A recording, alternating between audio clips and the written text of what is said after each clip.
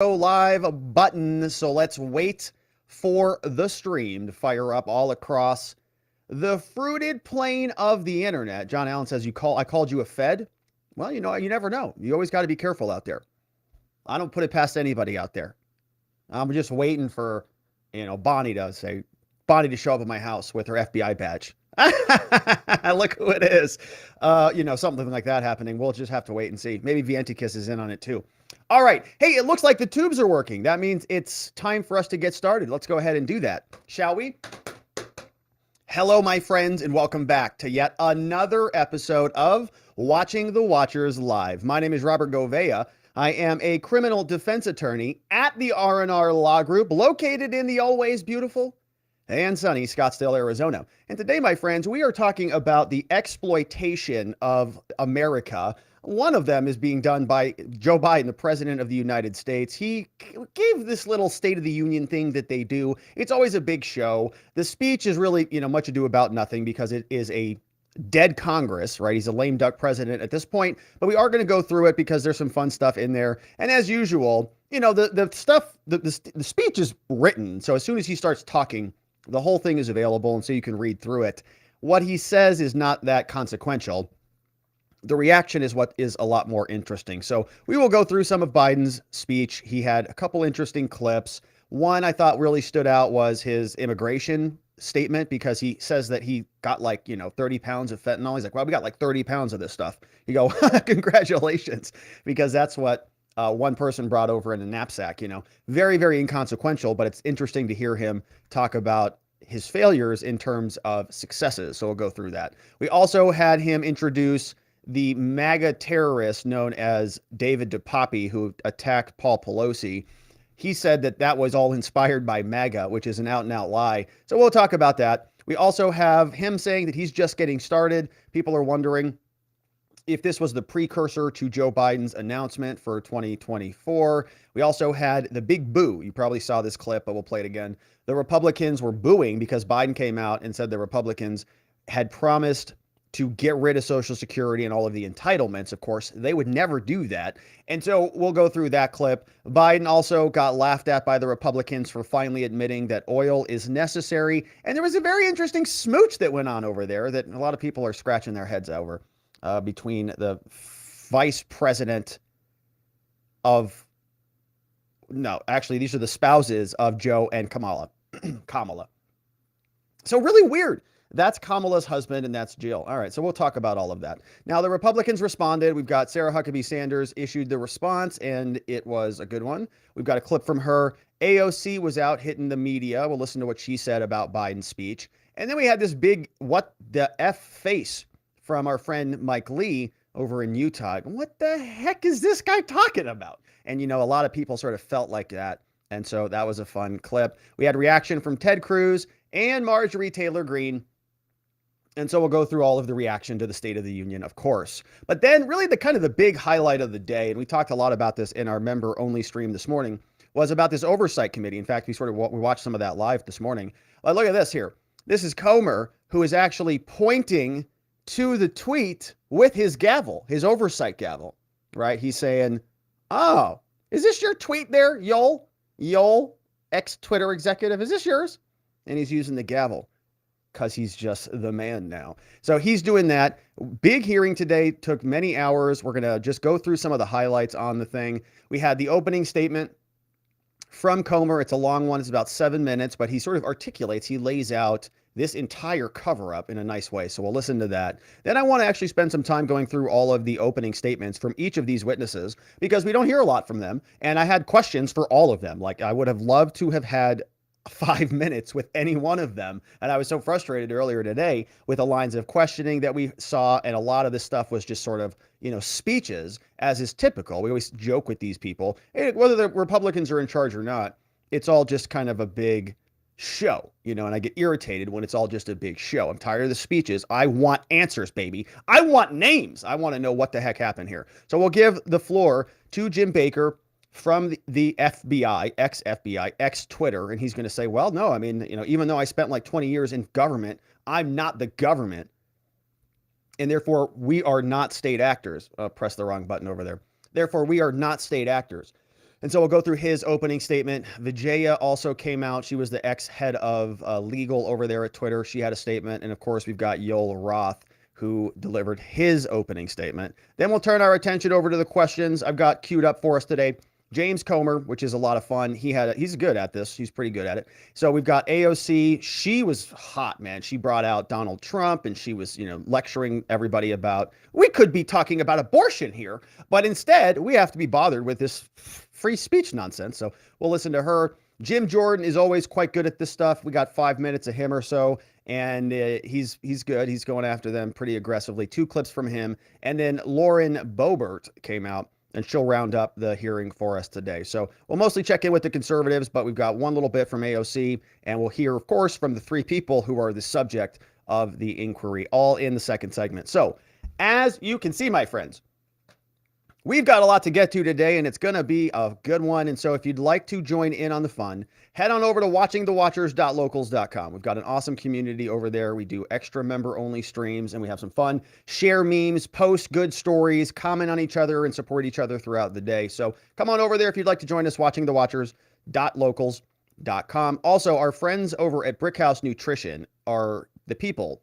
who you need to talk to if you're deciding to be a little healthier these days, because they have a product called Field of Greens. It's real organic superfood. You can save 15% when you go to fieldofgreens.com, use code Robert, and boy, you'll just feel energized and vibrant when you get your daily servings of fruits and vegetables, and it tastes delicious. So check it out. Of course, our law firm also at 480-787-0394. We help good people in Arizona charged with crimes find safety, clarity, and hope. And it's going to be a busy weekend out there. So if you're in town for the Super Bowl or any of the festivities, keep this number handy. All right. Trust me, it's better to know us and not need us than it is to need us and not know us. So 480-787-0394, online, rrlawaz.com. All right. And so let's get into the program, my friends, because we've got a lot to attend to. And we'll just get this puppy queued up. Oh, are we not on Twitter? Oh, man, Twitter's down, huh? Bummer. All right. Yeah, so Twitter's down. I noticed that when we were going to start the program. And so the stream is not. Oh, man, it's busted. Look, the media could not be played. Oh, man. Bummer. All right. So, it's okay. Elon's he's doing a great job over there. He's, just little rubs happen every now and then. Don't worry about it. Not even a big deal. Yeah, it was probably the FBI. The feds were like, playing around with the tubes is probably what's going on over there. So, all right. So we'll check back in and see if it's playing later on at the end of the program and check in with our Twitter friends. All right. So let's get down to it, my friends. The State of the Union from President Biden landed, and we've got reaction to it. Of course, the president, as usual, talked up a lot of his so-called accomplishments. He's very proud of all the work that he's done. They typically live in a bubble, and so they just talk about the things that sound great, and they leave out all of the other problematic things that nobody wants to talk about. We've got clips from him. We'll go through it. As usual with these things, they're very ceremonial. The president's speech was already published by the time he started speaking, and so you can fast forward and read through it all. Remember, for context, we are in basically a lame duck presidency at this moment in time. He does not control the House of Representatives, where most legislation originates, and so he is sort of stuck. Okay, he's got some executive rules. If the Republicans, executive orders he can sign, but if the Republicans don't want to play ball, a lot of this, stuff that he's talking about is just kind of dead on arrival. And as we'll listen to some of these clips, you'll even see Kevin McCarthy back there saying, no, sorry, buddy boy. It's not going to be happening. Not on my watch. So we've got some clips, but typically the reaction is more interesting. So we'll listen to AOC, Mike Lee, Marjorie Taylor Greene, Ted Cruz, and others. So let's start with what Biden talked about. One big topic that's been on a lot of people's minds is immigration. Even Kamala has been acknowledging that this thing's kind of a problem. We've got all sorts of whistleblowers popping out. The GOP has been beating this over the head. And so this was an issue that Biden brought up. And I thought it was interesting when I was listening to this, as somebody from Arizona who has grown up on the border, not physically on the border. I'm in Phoenix, but close to the border. We're very close, a lot closer than people in Delaware, for example. No offense to anybody out there in Delaware. But the point is, we kind of know what these issues are, and we see the headlines, 2,000 pounds of this, or 5 million pounds of that, or 37, whatever, right? Constantly, it's a nonstop thing. So to hear other politicians always talk about it's always just hysterical. Let's listen to the president. Together on immigration. Make it a bipartisan issue once again. Yeah, no, that's not going to happen. We now have a record number of personnel working to secure the border, arresting 8,000 human smugglers. Wow, 8,000. Seizing over 23,000 pounds of fentanyl in just the last several months. Wow. We've launched a new border plan last month. Wow. Unlawful migration from Cuba, Haiti, Nicaragua, and Venezuela has come down 97% as a consequence of that. Great. Yeah, all the countries that aren't physically connected on the border. Great. So you see Alejandro Mayorkas here. He's the Department of Homeland Security chief, the guy who's absolutely caused a catastrophic failure on the southern border. And you can look at the numbers, right? I don't want to belabor this because I could spend the whole, 10 hours on this speech, and I don't want to belabor that. But it is a failure. Everybody knows it's a failure. The Biden administration knows it's a failure. That's why they are reorienting around the border, because they know what a catastrophe it is for them. But American border problems won't be fixed until Congress acts. If we don't pass my comprehensive immigration reform, at least pass my plan to provide the equipment and officers to secure the border. Yeah, that's what they need. Ted Cruz from Texas. What the heck is he talking about? For dreamers, those on temporary status, farm workers, essential workers. Here in the people's house, it's our duty to protect all the people's rights and freedom. All right, so that's what a lot of the night sounded like. Now, to be fair to Joe, there wasn't any catastrophes. He did mosey on through the speech. Everybody was always watching at this point whenever he's talking, like, oh, gosh, what's he going to say? Are we going into World War III now? Because he's so I guess incompetent usually. But when they got him drugged up and they got the teleprompters poked up around him, he can walk out and read cohesively for about an hour or so. This was another question that came up, or it wasn't actually a question, it was a line that got brought up, but we've had questions about this. A lot of questions about Paul Pelosi and the David DePop story and how it conveniently popped up right before the midterms and how it conveniently turned from a strange home invasion from somebody that has a very troubled past of mental illness and somebody who lived around a complex where there were BLM and rainbow flags and all sorts of stuff around his residence in a very, very unusual location to live in I think a bus somewhere outside of a house. Anyways, the point is they turned this home invasion story into a MAGA Republicans are attacking American politicians theory. Right, which was obviously ridiculous, but it was part of the narrative that we heard all throughout last year, even when Joe Biden was delivering his extremist MAGA gates of hell speech in front of the red gates of doom. So, the question is, I guess, is it true? Is it true that this person is a MAGA, attacker who went and violently assaulted a sitting politician? And I think the answer is clearly no. So why is the president then mashing these two concepts together to try to imply that one thing leads to the other? It's very reprehensible, but he does this regularly, and he apparently can just get away with it. It's the most fundamental thing of all. With democracy, everything's possible. Without it, nothing is. The last few years, our democracy has been threatened and attacked, put at risk, put to the test in this very room on January the 6th. Bingo. Hit that bingo card. Just a few months ago, an unhinged big lie assailant unleashed a political violence, the home of the then Speaker of the House of Representatives, using the very same language the insurrectionists used as they stalked these halls and chanted on January 6th. Here tonight in this chamber is a man who bears the scars of that brutal attack, but is as tough and as strong and as resilient as they get. My friend Paul Pelosi. Paul, stand up.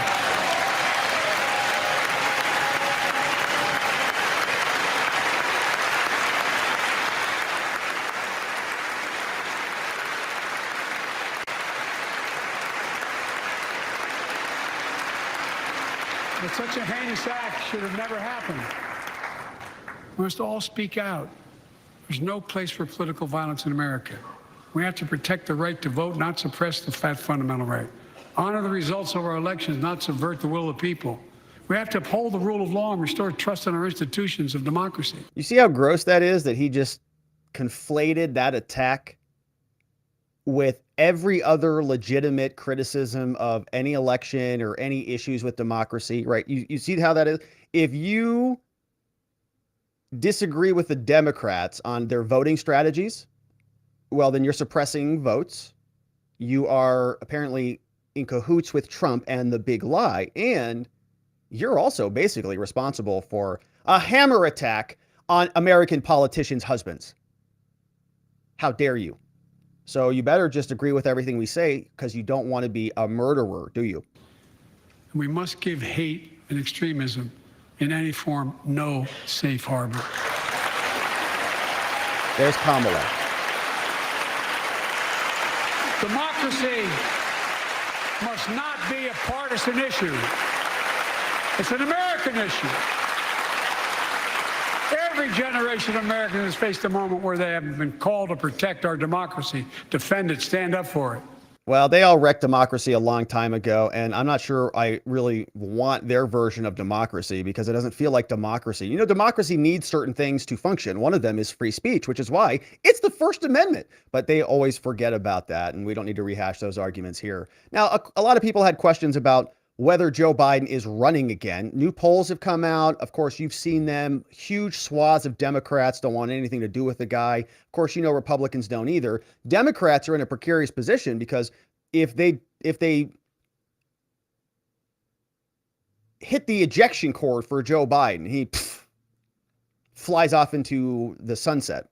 Well, who's next then? Kamala? Her polls aren't any good either. So they're kind of damned if they do, damned if they don't. There's an open question about what Joe is going to do. Is he going to even run again? If he doesn't run again, maybe he can settle out the rest of his term, and there will be an open primary, and somebody who's been being groomed for this for a long time, named Gavin Newsom, can then run and he'll get elected. Or something else happens. We don't know. But people are listening to this clip wondering if this is Joe Biden hinting that they are just getting started, speculating that he might be running again. Maybe his announcement comes soon. We'll have to see. Started. We're just getting started. And I mean it sincerely. I want to thank my Republican friends who voted for the law, and my Republican friends who voted against it as well. But I still get asked to fund the projects in those districts as well. But don't worry. I promised I'd be a president for all Americans. We'll fund these projects. And I'll see you at the groundbreaking. Everybody, he's so funny. Funny joke. Stand up, Kamala. All right, so. This law. Oh my gosh. He's like, I'm just going to spend a ton of money and you're all going to get everything you want. It's such a funny joke, and everybody's clapping like dumb seals over there. Ridiculous. So they're just getting started. Of course, we're going to see how far he gets, because the Republicans are putting up some pretty nice breaks and some speed bumps in the entire progress. But he is moving forward ahead. We'll see if he reannounces or what his plan is. But we have some additional clips. Now, this was the one that got a lot of attention, because we all know that the Republicans are not going to touch entitlements. Okay, that has never been on the table seriously. If it were, then they would be a different party than the Democrats. You know, to a greater degree. But for all intents and purposes, even though they talk a lot differently, what ends up passing for some reason always feels like it's kind of the same party working together to get the same thing done. Everybody gets their hands in the final product, whatever it turns out to be. And so here, this was a political attempt to score points. Joe Biden comes out and says that the Republicans want to go after these entitlements, Social Security, Medicaid, and we love our seniors out there, of course. But the problem is that that's not what the Republicans have ever talked about, at least the leadership in this current Congress, right? So it's sort of maligning them. It's labeling them with something that they don't believe in. And it's totally inappropriate to do when you're the president and you've got this bully pulpit where you can stand up there, command all the cameras, make everybody else sit there like little, peons, and wait for your statement. So when the president mislabels them, they all react appropriately. So some of my Republican friends want to take the economy hostage. I get it, unless I agree to their economic plans. All of you at home should know what those plans are. Instead of making the wealthy pay their fair share, some Republicans want Medicare and Social Security to sunset. I'm not saying it's a majority. Kevin, no, liar. Let me give you anybody who doubts it. Liar, no. I'll I'll give you a copy. I'll give you a copy of the proposal.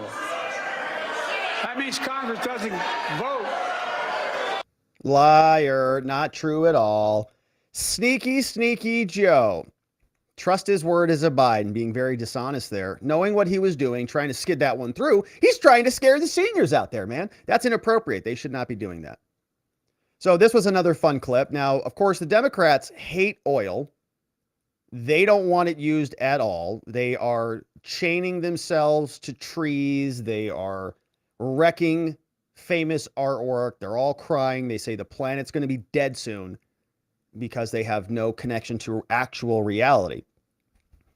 And so I was questioning this clip. I was wondering why the Republicans were laughing at him.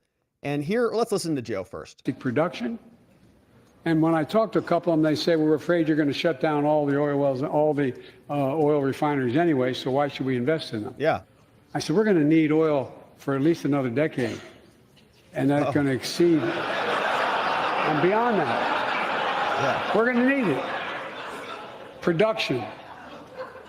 If they had, in fact, invested in the production to keep gas prices down, instead, they used the record profits to buy back their own stock, rewarding the CEOs and shareholders. Corporations ought to do the right thing. So he says we're going to need oil for 10 years. So you should invest now so that your investment is expiring in 10 years, right? So the oil companies will say, sure, I mean, we'll develop an oil field, but you have to imagine that they probably want what? You know, what's a mortgage, a 30-year mortgage or something? So now they want probably at least 30 years on that thing. Probably a lot longer than that, right? However long it takes to utilize all the resources. So they say, well, you can use it for 10 years and then you got to turn it off and now it's green energy. But we'd still like you to invest in us and invest, hundreds of millions of dollars or billions of dollars to develop it. And they said, no, idiot. Obviously, we're not going to do that. We're not the government. We don't just have free money that we can grift off the taxpayers and devote to whatever pet projects we want. We don't have the capability to do that. So I was wondering why the Republicans were laughing, and I was thinking, I guess it's funny either way. If they are laughing at the fact that he said it's 10 years, that's laughable because it's obviously going to be a lot longer than 10 years. If they're laughing at the fact that he's finally admitting that, yeah, we're going to need to be on oil for 10 years. Yeah, that's also funny too. So it's like, yeah, I guess, Joe, you're going to need oil, huh? And you can't just go ahead and turn off the spigot because it makes your voters feel good. So this was another interesting thing that popped up, and I wasn't real sure what to make of this. Now, I know the Biden family is very, handsy, very touchy-feely, and very sniffy, but this was a curious one. I know that Joe Biden's kissing and sniffing and hugging and, touching and all of that everywhere he goes. But here was an interesting one. Dr. so-called Jill Biden, the president's wife, the first lady, walks over to the first VP husband, the second husband, and gives him a big smooch. Oh, gross. Get a room, you two. Oh, gross. Ugh, sick.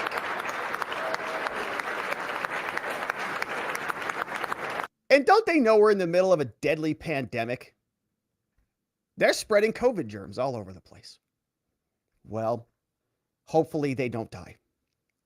They're probably ultra boosted, so they should be good.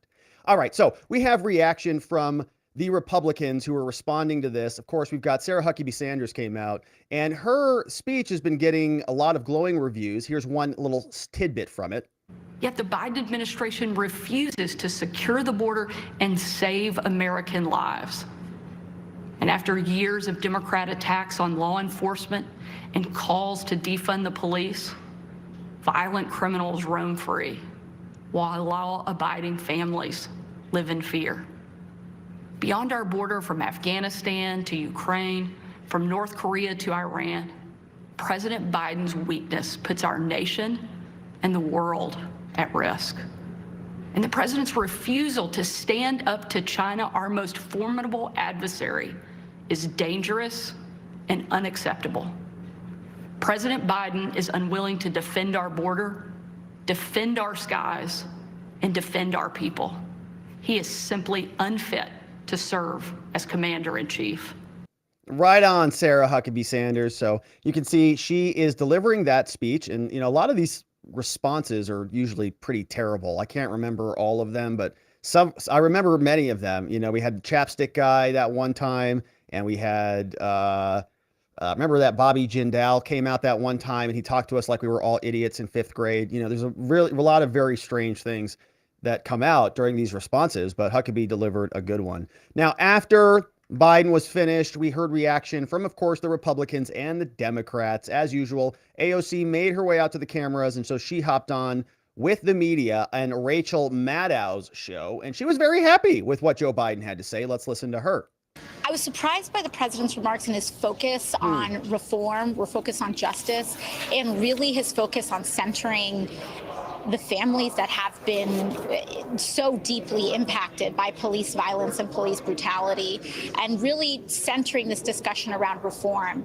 If you contrast that with his speech just a year ago, where, you know, this two-dimensional frame of fund or defund, and it was, we're going to fund the police, this is a very different conversation, and one that advocates have been asking for a long time. See what is happening on the ground. See and acknowledge the reality that our communities are experiencing, and that this is a problem that has gone unaddressed for far too long. It's still going to go unaddressed. I mean, that was something they tried to do in his first term, and obviously they haven't gotten that done. And so for him to... Or in the first 2 years. Stand up there, to name, you know, the George Floyd Justice and Policing Act, which in and of itself, advocates already believe that it doesn't really go far enough to address the core underlying issues, but still for him to name this legislation, it's a long way from just a year ago where it was really just about how much more money can we pile into these local departments in order to fix this issue. I also think it's an acknowledgement of the fact that this isn't really connected to funding much at all in terms of how we actually What is she talking about right now? Anybody know? These instances of horrific violence in communities. And so I thought it was encouraging. I know myself and some other members were kind of waiting for the shoe to drop. Yeah. We felt like there was kind of this wind up and that there was going to be a but. And I think we were very relieved and surprised that there was no but, that there was just an acknowledgement that this is actually a problem. And that's it? That's all it took? We have not really heard a president do that in such a straightforward way in a long time, if ever, in modern politics. Wow. So she's pretty cheap date, isn't she? All you got to do is acknowledge one of her issues. You don't even have to actually really do anything about it. They're optimistic. They're hopeful that this is going to be moving in the right direction. Biden calls on Congress to pass police reform. Of course, you know, probably not going to happen the way that she wants it done or the way Biden wants it done because they don't control Congress anymore. But she's still optimistic about it. And, you know, it's the first time that a modern president has addressed it in that way. So very inexpensive. All you got to do is just, shout out to AOC. She's like, wow, that's all. Wow, amazing. So he's acknowledged it. Nothing is going to get done on it. Nothing has gotten done on it, but she's excited. All right. So there's more. The Republicans are reacting as well. We saw this fun clip from Senator Mike Lee. He's not saying anything, but this is the reaction that many people have basically anytime Joe Biden speaks. The idea is that we're not going to be moved into being threatened to default on the debt if we don't respond. Folks. What? Mike Lee, what the heck is this dude talking about? What? Folks. What on earth? All right. So a lot of people sort of felt that way when he was saying all sorts of different things. But Ted Cruz also weighed in on this. Let's see what he had to say. Of course, he was hot out of the gate on this thing. He had his response keyed up. I think he's in the halls of Congress or wherever he is. And here is what he said about the speech. So I just left the State of the Union. I got to say it was a disappointing speech. It was angry. It was divisive. It was fundamentally dishonest. Joe Biden stood up there and sounded like an angry man on his front lawn yelling, "Get off my lawn." He refused to take responsibility for the policy failures of this administration, refused to take responsibility for rampaging inflation, for out-of-control crime, for the chaos at the southern border. He had the gall to say, quote, "support my plan to secure the southern border," when it's his policies that have created open borders and have resulted in the worst illegal immigration in our nation's history and the most overdoses in our nation's history. And you can literally see, like, the switch flipped. boom. As soon as Joe Biden takes over, a bunch of stuff changes and the numbers change overnight. And with the increased immigration comes the increased fentanyl problem, as Ted Cruz is referencing, that compounds and permeates throughout society. You know, this speech could have been an opportunity for Biden to reach out to the new Republican majority to acknowledge that more than 2/3 of Americans recognize we're on the wrong path. But tonight, Joe Biden indicated he doesn't care what the American voters think. He's going to double down on failed policies despite the harm they're causing. This was a disappointing speech. It was an angry speech. It was a divisive speech. Ted Cruz, senator from Texas, weighing in on that. And of course, let's check out what the House had to say. This is Marjorie Taylor Greene, her response to Biden's State of the Union speech. I just got back to my office after listening to the State of the Union with Joe Biden. And part of the time we couldn't really understand what he was saying as he was yelling at people, yelling through the applause and mumbling through his words. Some of the things that we did hear didn't make any sense. Joe Biden claimed to care about the border and talked about fentanyl deaths, which is the #1 cause of young people ages 18 to 45, but yet has no plan to secure the border. And frankly, we all know he doesn't care about the border because Joe wants the border wide open. That's the whole problem with Joe. We also heard him talk about McDonald's non-compete fees. Well, I got to tell you, ladies and gentlemen, I don't hear anybody at home worrying about these terrible fights between different fast food companies. Joe Biden did talk a lot about communism, though, and controlling private companies, and I think that's something that should concern every single American and every single business owner. I will tell you one thing Joe Biden did lie about. He didn't know what he was talking about a lot of the time, but he did frankly lie. Talking about Republicans and Social Security and Medicare. We have not talked about cutting Social Security and Medicare. Joe Biden has been claiming that we're going to cut Social Security and Medicare. It's useful for them. So we called him out on the House floor. I called him a liar because that's what Joe Biden is. Wow. Either he doesn't know what he's talking about or he's just flat out lying. Wow. The one thing he did not talk about was the one thing he should have talked about. He should have apologized to America for the Chinese spy balloon that he allowed to traverse across our country, spy on our military bases, spy on our food factories, spy on our cities, spy on our entire country. They knew about it on January 28th, still allowed it to enter our airspace, spy on our country, and never did a damn thing about it until it left our country on February 4th. Joe Biden is weak. Joe Biden can't stand up to China. Joe Biden cannot protect our country. He can't protect our borders. And Joe Biden doesn't know anything he's talking about. That's the state of our union. Oh, man, that was pretty good, huh? So did you see that little Biden or the little Chinese balloon reveal? Wow, that was like really thought out. I like that a lot. Cameraman's like, all right, now it's time. Boom. The balloon zooms out on it. Oh, I love it. Well done. February All right. 4th. So spicy as can be, Joe Biden, of course, has failed on many different things. The Chinese balloon is just the latest iteration of that. So we will, of course, continue to cover that. That's the updates from the State of the Union.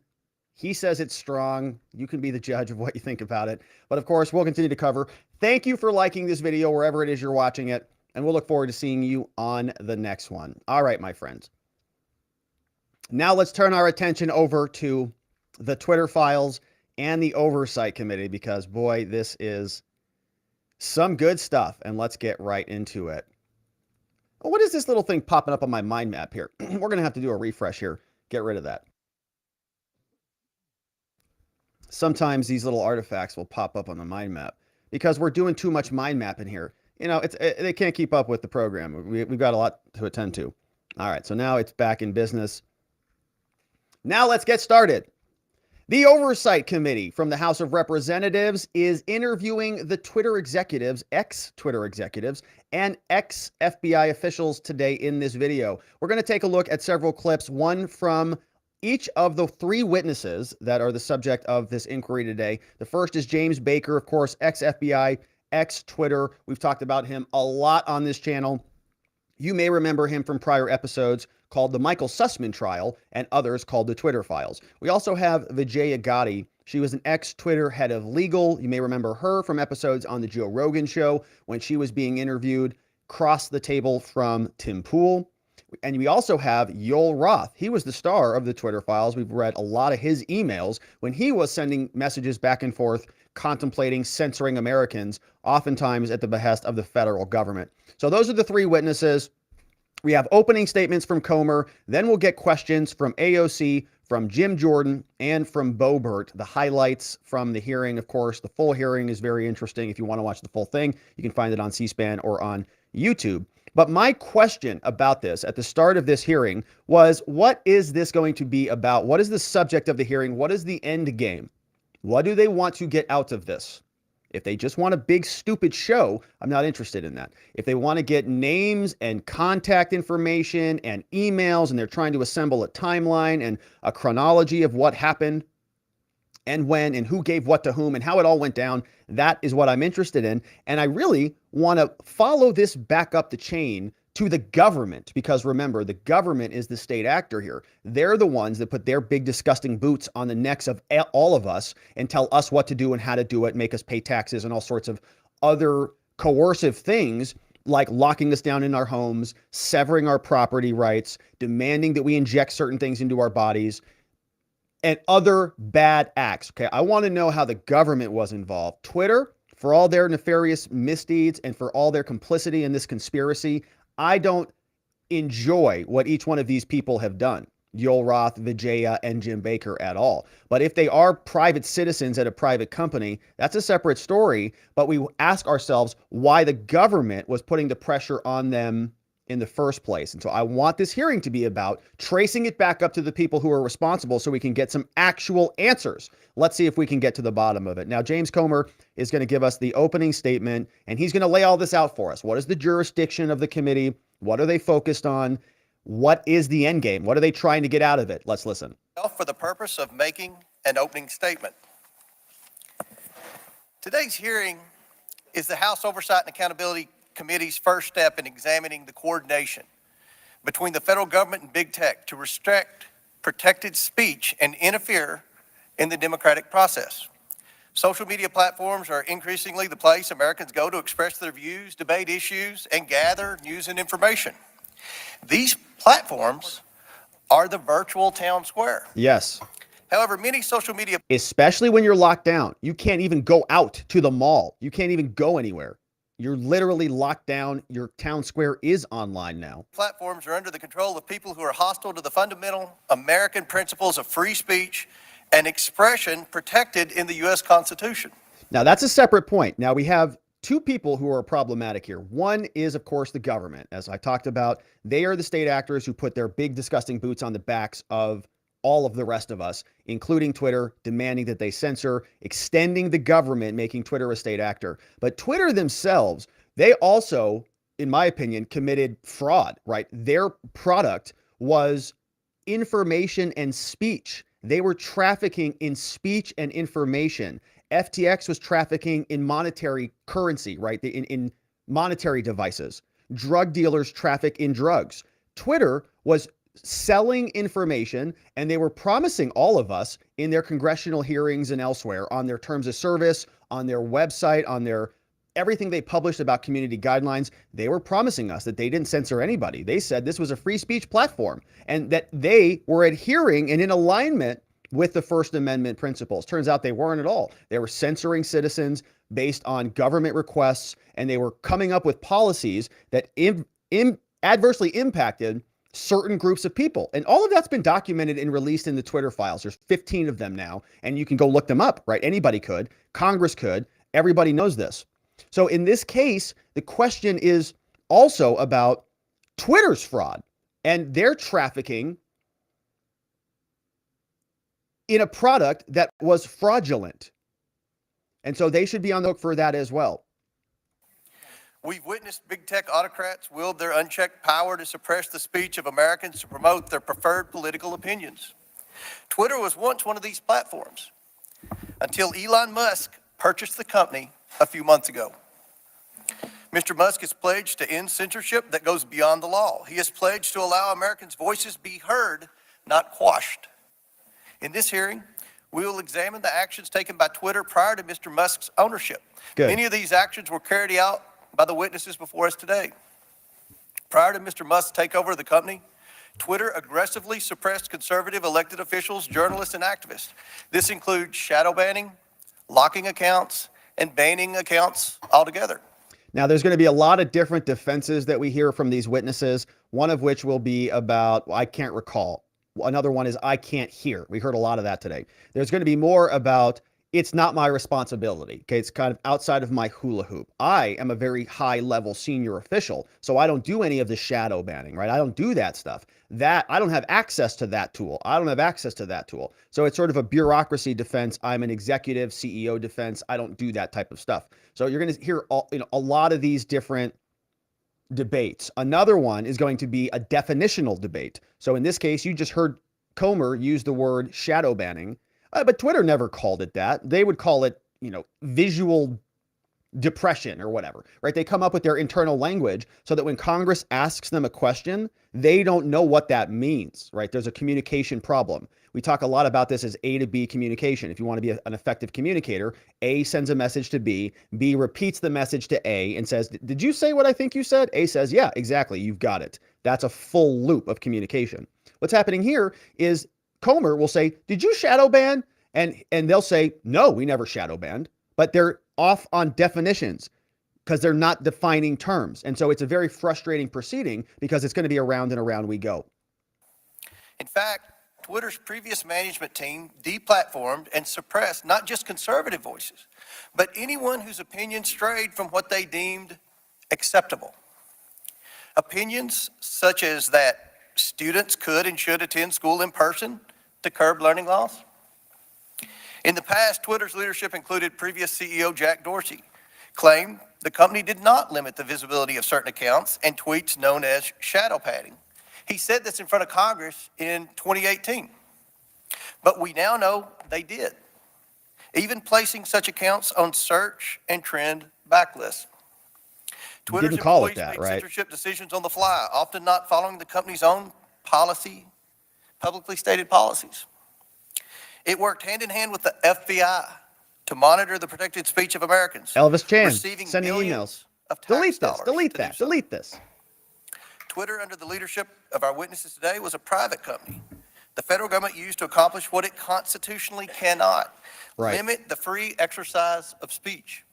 By outsourcing it to third parties. The government knows we can't do that. First Amendment prohibits us, but Twitter's not the government. If we put a bunch of ex-government officials over there, then they'll just act like the government because they used to work for us. And then everything will just work accordingly because we don't even actually have to own them. They'll just do what we ask because. And they're paying now, right? They paid Twitter millions of dollars also. We now know all this thanks to Elon Musk and the independent journalists who have contributed to what are known as the Twitter files. That brings us to the specific topic of today's hearing, Twitter's censorship of a news article that shed light on Joe Biden's involvement in his family's suspicious business deals. In the months leading up to the laptop story, the FBI advised senior Twitter executives to question the validity of any Hunter Biden story. Yeah. So they were persuading them. If you remember, the FBI was warning them, there could be something coming out. FBI knew about the files presumably in 2019, in December, when they picked it up. They got a warrant to go get it from John Mac Isaac Paul, the Mac store owner. So they had the hard drive. They knew it was real. And so their agents were just sort of persuading. They were dropping little hints at all the social media companies. You're not going to believe it. There's probably going to be a Russian hack or something coming up. I'm like, you're kidding me. How do you know that? Well, we don't know. We have a good inkling about it. No, we don't have any inside information. We certainly don't have a hard drive. We also know that one of the witnesses before us today participated in an Aspen Institute exercise in September 2020 on a potential hack and dump operation related to Hunter Biden. Yeah. Other big tech companies and sitting here right reporters now attended as well. This exercise prepared them for their future collusion to suppress and delegitimize information contained in Hunter Biden's laptop about the Biden's family business schemes. On October 14, 2020, the New York Post published its first story based on information contained in Hunter Biden's laptop story. The Post provided proof of the laptop's legitimacy by releasing a computer repair store's signed receipt for the laptop and the federal subpoena used by the FBI to retrieve it. Yeah, they got in it. 2019. They got it, right. The article revealed that a top executive at Burisma, who was paying Hunter Biden $50,000 a month, had spent time with then Vice President Biden in Washington, D.C. Throughout his presidential campaign, Joe Biden assured the American people that he had never spoken to his son about his overseas business dealing. They went However, on a plane together. They flew over there. the details exposed in the Post article indicate that Joe Biden lied to the American people. Immediately following the story's publication, America witnessed a coordinated campaign by social media companies, mainstream news, and the intelligence community to suppress and delegitimize the existence of Hunter Biden's laptop and its contents. That morning, Twitter and other social media companies took extraordinary steps to suppress that story. Yep. Twitter immediately removed the story and banned the New York Post account. The whole entity, the whole account got banned. Now they're going to, in their opening statements, they're going to whitewash over this whole thing. Oh, we were scared. We didn't know the Russians are coming. There's, all sorts of attacks potentially. And they're freaked out, right? But what they did was nuts in weeks before the election. Twitter also banned Don't forget that. accounts who shared the story, including White House Press Secretary Kylie McEnany, and blocked its transmission via direct message. Banned everybody. This episode marked the first time Twitter directly limited the spread of information from a mainstream news organization. Yep. And the New York Post would not get its account back for 2 weeks. Twitter would finally admit its mistake, but the damage had already been done. Of course. On October 19th, That's the 51 point. former intelligence officials published a letter that Hunter Biden's laptop was Russian disinformation, which Joe Biden used as a talking point at a presidential debate on October 22nd. That's why they published it when they published it. All of this stuff is pretextual, right? It's all being layered so that they can look back and rely upon it to defend their narrative. They are very good at this. They've been doing it since 2016. They did it with Michael Sussman. And guess who else was meeting with Michael Sussman at that time? The guy we're about to hear from, Jim Baker, who at that time used to work at the FBI. Now he's at Twitter. So he was playing both sides in both instances. But we all know now this was not Russian disinformation. No, it wasn't. Twitter knew that It too. wasn't disinformation. Twitter knew that too. I want to make sure the American people truly understand the timeline here because it's very important. Yes. The Hunter Biden laptop story was published on Wednesday. Twitter did not acknowledge a mistake for at least 24 hours. Then on Monday morning, 51 former intelligence officials published their letter. Yep. That letter was then wholeheartedly accepted by mainstream news as proof Yep. that the laptop was fake. Right. No investigation at all. Joe Biden Politico used that ran letter with to that. brush aside the few questions he received about the story. During that time, the mainstream media was more concerned about what flavor of ice cream Joe Biden had ordered. on NPR a said it wasn't particular even day. worth covering. All this happened 2 weeks before the 2020 election. Biggest 2 story weeks. ever. Biggest story ever. One survey found that 17% of Biden voters would not have voted for the Biden-Harris ticket if they'd known about the Biden laptop. Yeah. But many Americans did not know about it because of a coordinated cover-up by big tech, And the the government. swamp, and mainstream news. The government too. Now mainstream media outlets have verified the laptop, but the damage has been done. Today we are joined by 3 former high-ranking employees at Twitter. Vijaya, Gadde, Twitter's former top lawyer, James Baker, Twitter's She did not like that at all. Look at her reaction when he introduces her. She gives this look at this little smile. She does one of these. It's just a technical smile. It's a technical smile like that. It's just like, you can do it right now. Probably try it at home. Just go give yourself a up. Hi, introducing Robert Gouveia. That's it. That's all she did. Watch it. Here. And then she rolls her eyes too. Vijaya, Gadde, Twitter's There former you go, top that's lawyer, it. James Baker, Twitter's former It's a deputy technical general smile. counsel, and Yoel Roth, Twitter's former head of trust and safety. We also joined by Annika Collier Navaroli. All right, we're going to Twitter's skip former- her. We're going to skip her today. She, is going to give an opening statement and all that stuff. We're going to skip her because she wasn't as prevalent in any of the other files. So, of course, there are 4 of them here today. We're going to talk about 3 of them. The other woman does get asked some questions when we check in with AOC, but the others were really the people who stood out in the Twitter files and in the Sussman trial and all of the other stories that we've covered, including working for Hillary Clinton. Of course, Jake Sullivan was working for Hillary Clinton. He promoted the story, which was involving Michael Sussman, who worked with Perkins Coie, which is still representing many Democrats out there, who went and hired Fusion GPS, which gobbled up the Christopher Steele dossier, and then shoved that down the FBI's gullet. That all landed on the desk of Jim Baker, if you remember that from the Sussman trial. Sussman got put on trial for providing false information to the FBI. He was acquitted because he was in D.C. and the jurors said, well, we don't really care about, these types of things if there are guys doing the crimes. Baker gets off scot-free. Sussman gets off scot-free. We all read the transcripts. We know exactly what happened here. So in this case, Baker then leaves the FBI because he's now found out, right? These people are useful until they expire and then they just move to another location.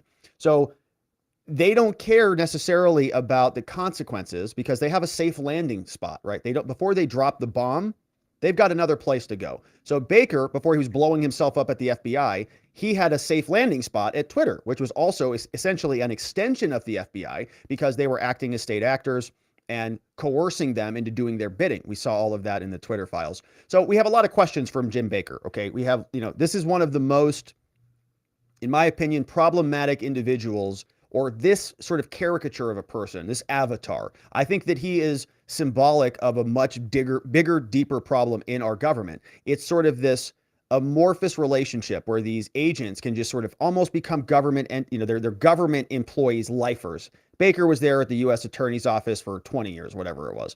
Then he leaves there, goes over to Twitter, and he's just it's still kind of the same thing, right? It's an extension of the government. And so they just float around from bureaucracy to bureaucracy. And they're essentially, right, the exact definition of the deep state. Like, this is a deep state agent through and through. And so we want answers from this guy. We want to know what he was involved in and how far it goes and implications of everybody else. And my question, of course, is can you really get that in a hearing like this where everybody gets 5 minutes and he can't say anything publicly? Do we get anything?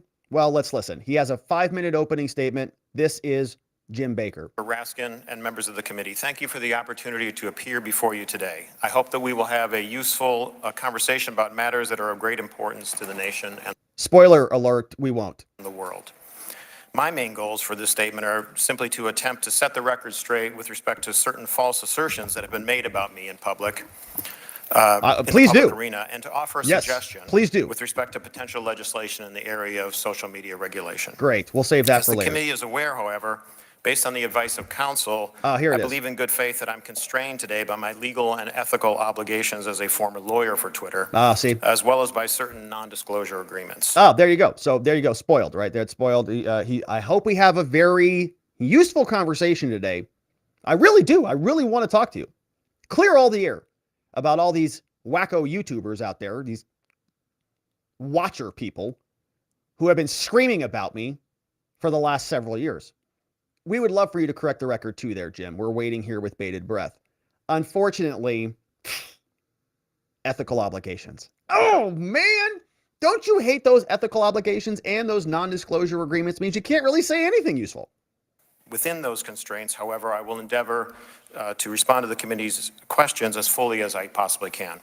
And I believe I can make the following statements. All right, tell us. First, I was not aware of and certainly did not engage in any conspiracy or other effort to do anything unethical, improper, or unlawful while I was at Twitter, period. Okay, period. That's great. Jim, you should have disclosed that you were the lawyer who was receiving and reviewing the Twitter files before they discovered it themselves. Okay, Barry Weiss said this guy was reviewing the very files that were under question about this whole saga. Okay, we had questions about why the story was suppressed. You know who was involved in those decision making, all of these suppression decisions? Jim Baker was. So when Elon is asking legal to review the Twitter files, which are going to go over to the journalists, do you know who was in that chain? who was reviewing the Twitter files before they went to the journalist? Do you know who was still in Twitter doing whatever he was doing there? Deleting files or putting them in the shredder or whatever. I don't know. Who knows what he was doing? He's clearing it up. Allegedly, he says, I didn't do anything unethical. I didn't do anything illegal or improper. It is unethical, in my opinion. It's a conflict of interest through and through for him to not disclose. He's basically the subject of the investigation. Now, he's got no ethical obligation to Elon Musk. He's got no ethical obligation to Matt Taibbi or to Barry Weiss. And so he says, no, my ethics are fine. I have no problem with that. But he was the person involved in creating the very issue that they are investigating. And he was basically reviewing the materials before he sent them over there. Insane. If yeah, it's insane. I did not act unlawfully or otherwise inappropriately in any manner with respect to Hunter Biden's laptop. That's according to his standard. Now, that, many other lawyers would say that is a very, very unethical thing to do. Indeed, documents that Twitter has disclosed publicly reflect. If you were a government prosecutor, right, and they were investigating a case that you worked on, and you were in charge of delivering the files that were the subject of an investigation, there would be questions about the methodology that you used to sort of create that report. People would want an independent look, let's say. That's a better way to say it. People would want an independent look at the materials you provided. Yeah, we would want a statement from Jim, of course. We want to know what Jim says. But we also don't want him to, we don't want to say, Jim, we think that you might have been involved in wrongdoing. Can you go please gather up everything, all of the evidence of your wrongdoing and bring it to us? Right? Somebody would know, a lawyer should know, absolutely. That's a conflict of interest. You're investigating me. I shouldn't be investigating myself. I will recuse myself from this investigation. He didn't do that. Barry Weiss did. And then Elon had to call him in there and basically fire him. Extremely dishonest here. Now he's going to say, I didn't do anything unethical. That I urged caution with respect to the matter and noted that we needed more information to fully assess what was going on and to decide what to do.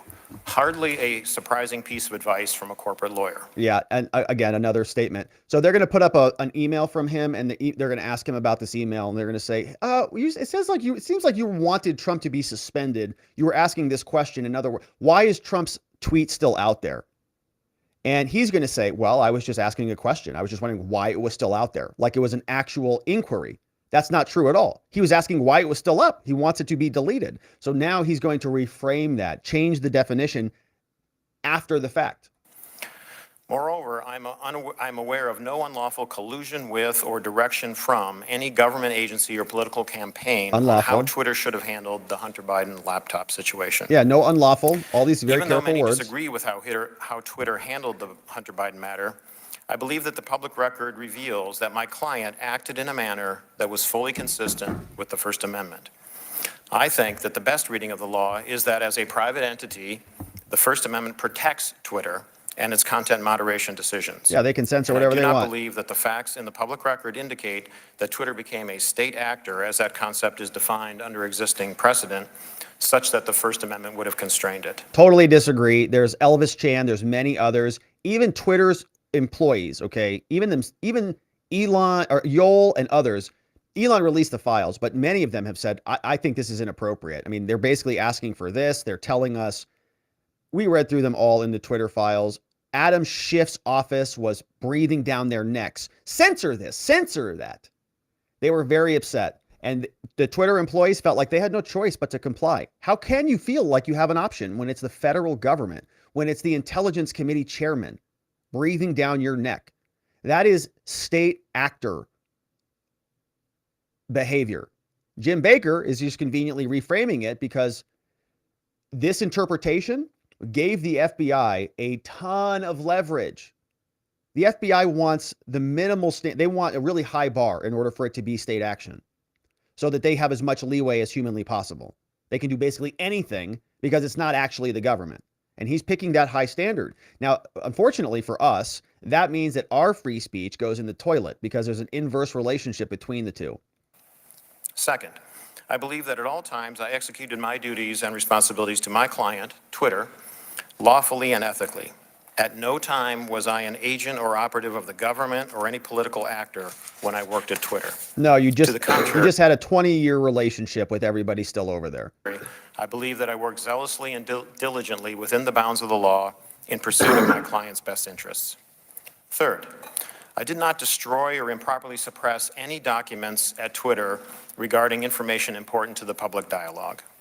At all times, That regarding information important to the public dialogue. We don't need that qualifier there from you, Jim. Did you destroy other information? We don't need your opinion on what is important or not important for the public dialogue. We'll tell you what we think is important to the public dialogue. So I feel like that's an admission that he actually destroyed documents. I didn't destroy any documents that are important to the public conversation. Oh, so you destroyed documents that are unimportant to the public conversation? Well, what's your opinion then? What's your definition of important or not important? not destroy or improperly suppress any documents at Twitter regarding information important to the public dialogue. Yeah, I don't believe you. At all times, I Nobody sought to believes help you. my client understand and comply with its legal obligations. It is worth noting that the public record indicates that after I left the company, attorneys or other unidentified third parties collected and/or reviewed the contents of at least some of the Twitter files prior to their release. The reason he said that statement is because he's going to be implying, or one of his defenses, he's setting up a defense here. He's saying, after I left, other people got in there and manipulated a bunch of stuff. This is very clever, actually. So he's going to say that they basically tainted the evidence. Okay, an analogy to this would be something like in criminal law, where you might see a DUI blood sample that is withdrawn from a person's body. In Arizona, we get 2 vials of those, one's for the government, one's for the defense. We don't want to test their sample because they're going to mess up their sample. We don't trust their sample. We want our own sample and we want to test it ourselves.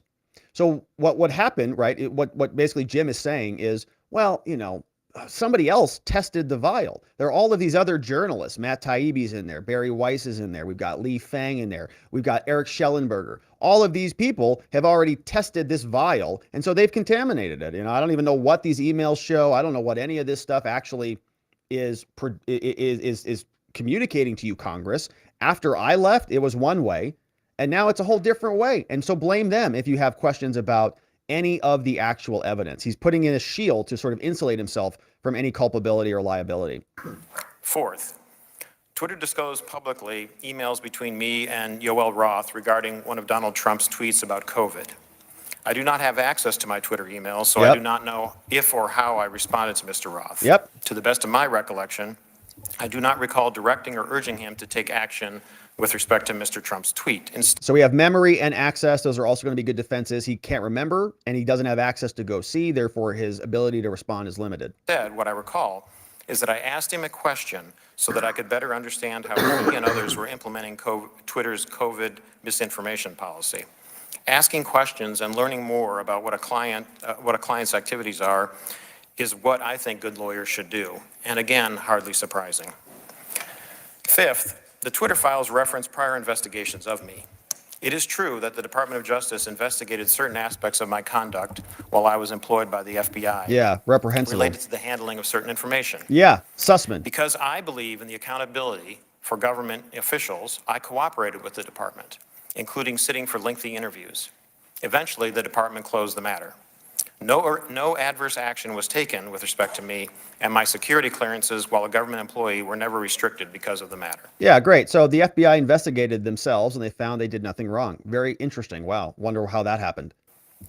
In closing, Mr. Chairman, I want to return briefly to the general topic of government interaction with social media companies.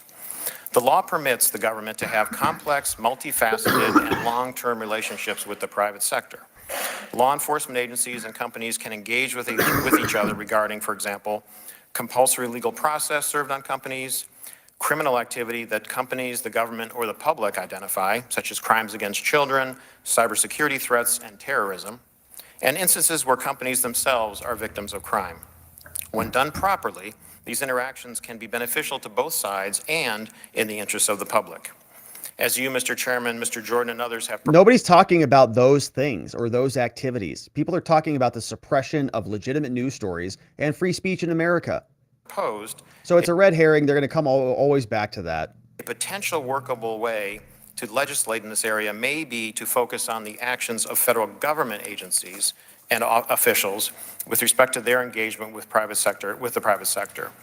Congress may be able to limit the nature and scope of those interactions in certain ways, require enhanced transparency and reporting by the executive branch about its engagements, and require higher level approvals within the executive branch prior to such engagements on certain topics, so that you can hold Senate-confirmed officials, for example, accountable for those decisions. In any event, if you want to legislate, my recommendation is to focus first on reasonable and effective limitations on government actors. Thank you, Mr. Chairman.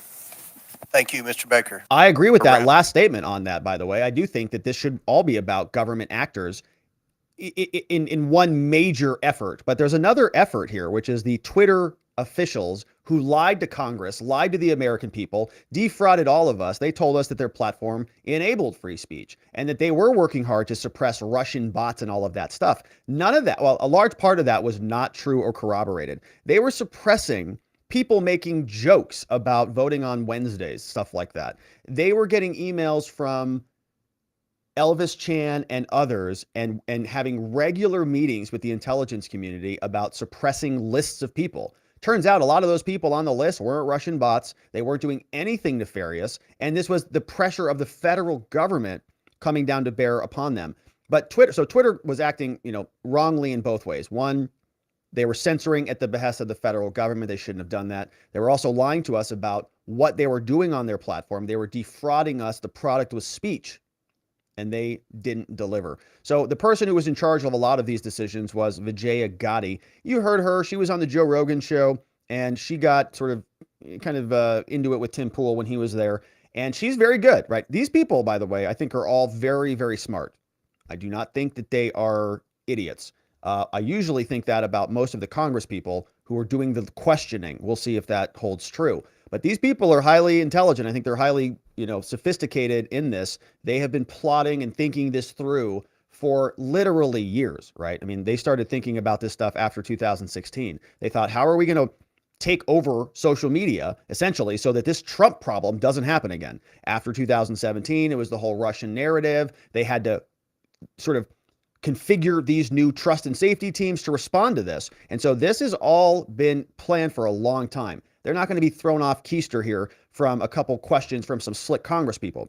So Vijaya gets up and she's going to give her opening statement. Let's see how she walks the line.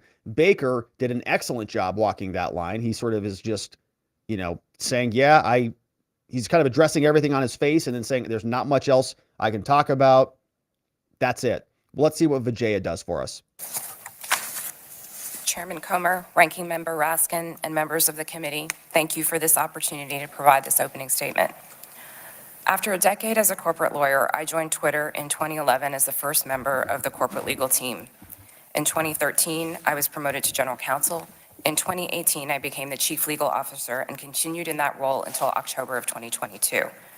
During my time at Twitter, I had many distinct teams reporting to me, including legal, trust and safety, public policy, corporate security, and compliance. This is another interesting point. So here she's saying that she is at the top. This is the bureaucracy defense. I don't know.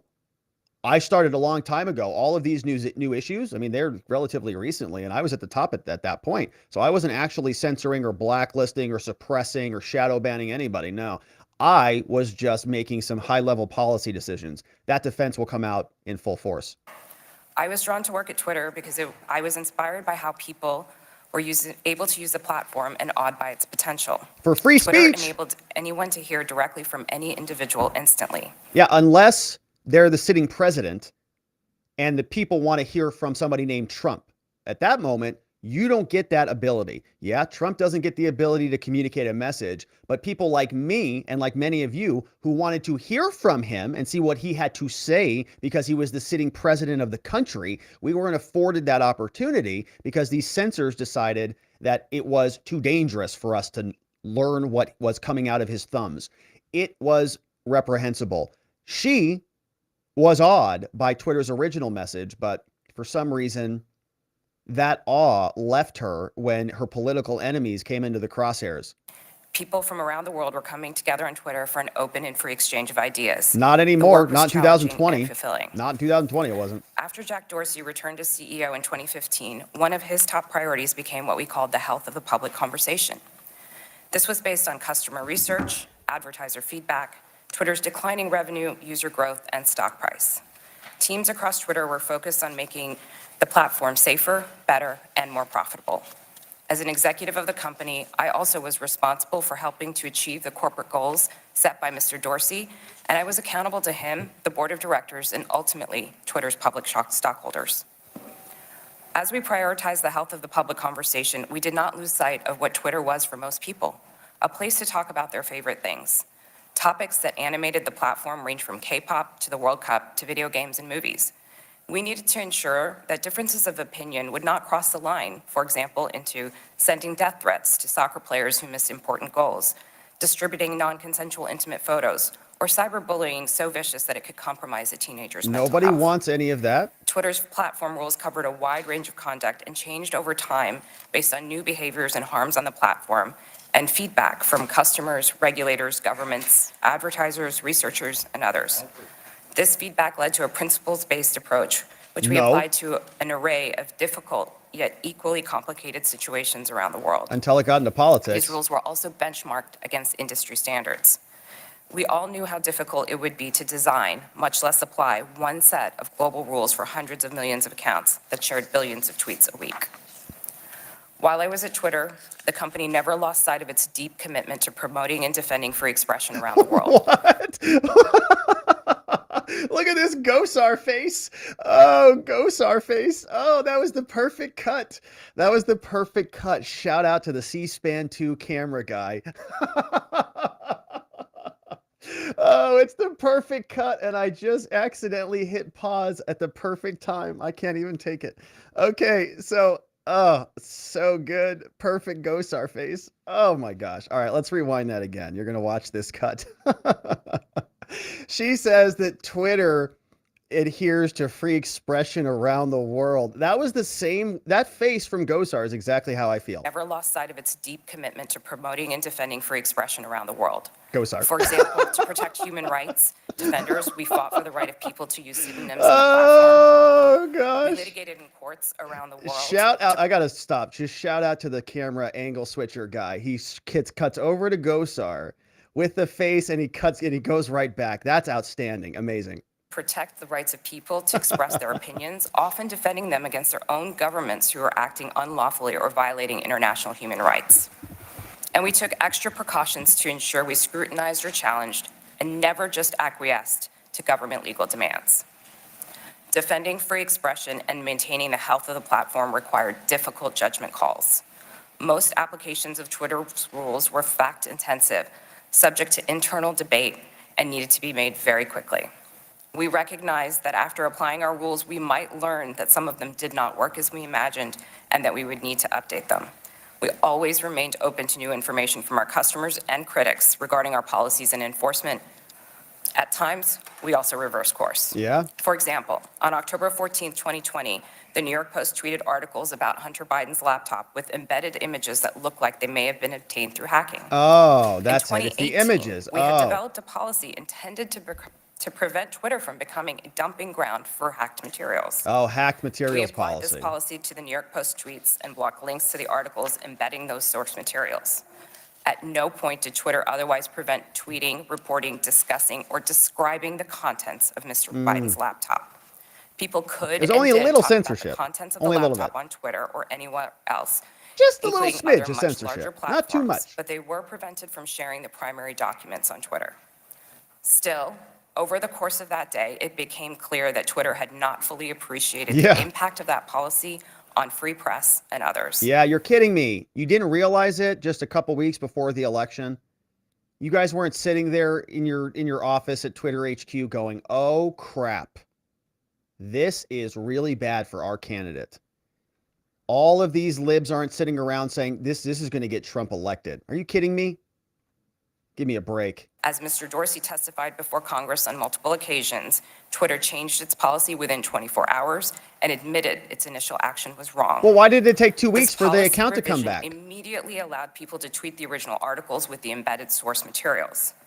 Relying on its long-standing practice not to retroactively apply new policies, Twitter informed the New York Post that it could immediately begin tweeting when it deleted the original tweets, which would have freed them to retweet the same content. They didn't delete again. it.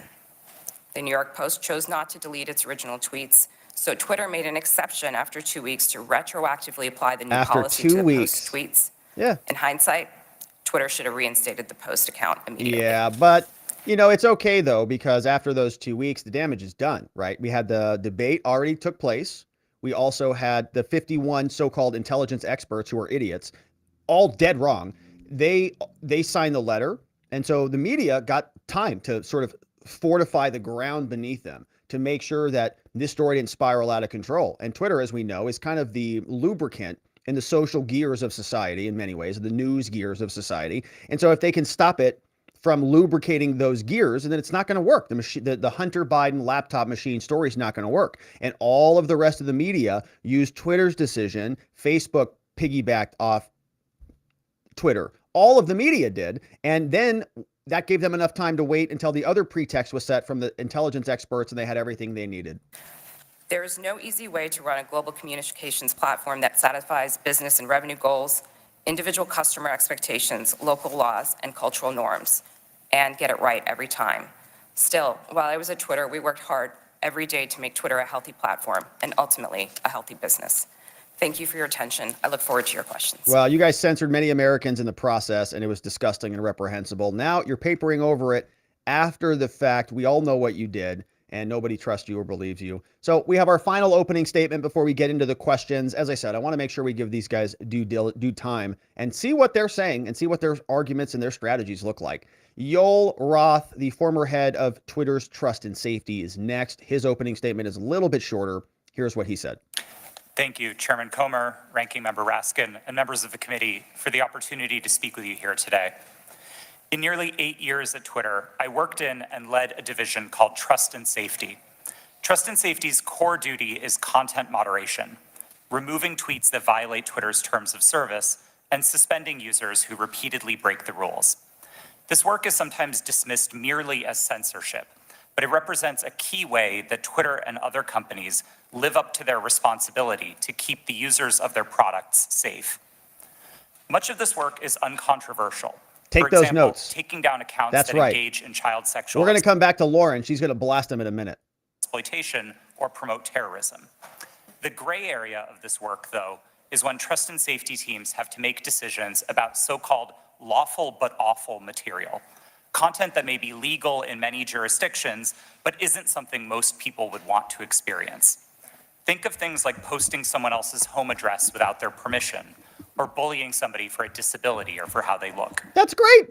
Is that what happened with Hunter? Is that what happened? A free speech absolutist might say, yes, that kind of content is unpleasant, but it's not against the law. What right do you have to remove it? The answer is the need to make Twitter an appealing product for millions of people. Consistently, in its own research, Twitter found that users were unhappy with the company's approach to content moderation, and that this dissatisfaction drove people away from the service. This has consequences for what we mean by free speech on social media. Again and again, we saw the speech of a small number of abusive users drive away countless others. Unrestricted free speech, paradoxically, results in less speech, not more.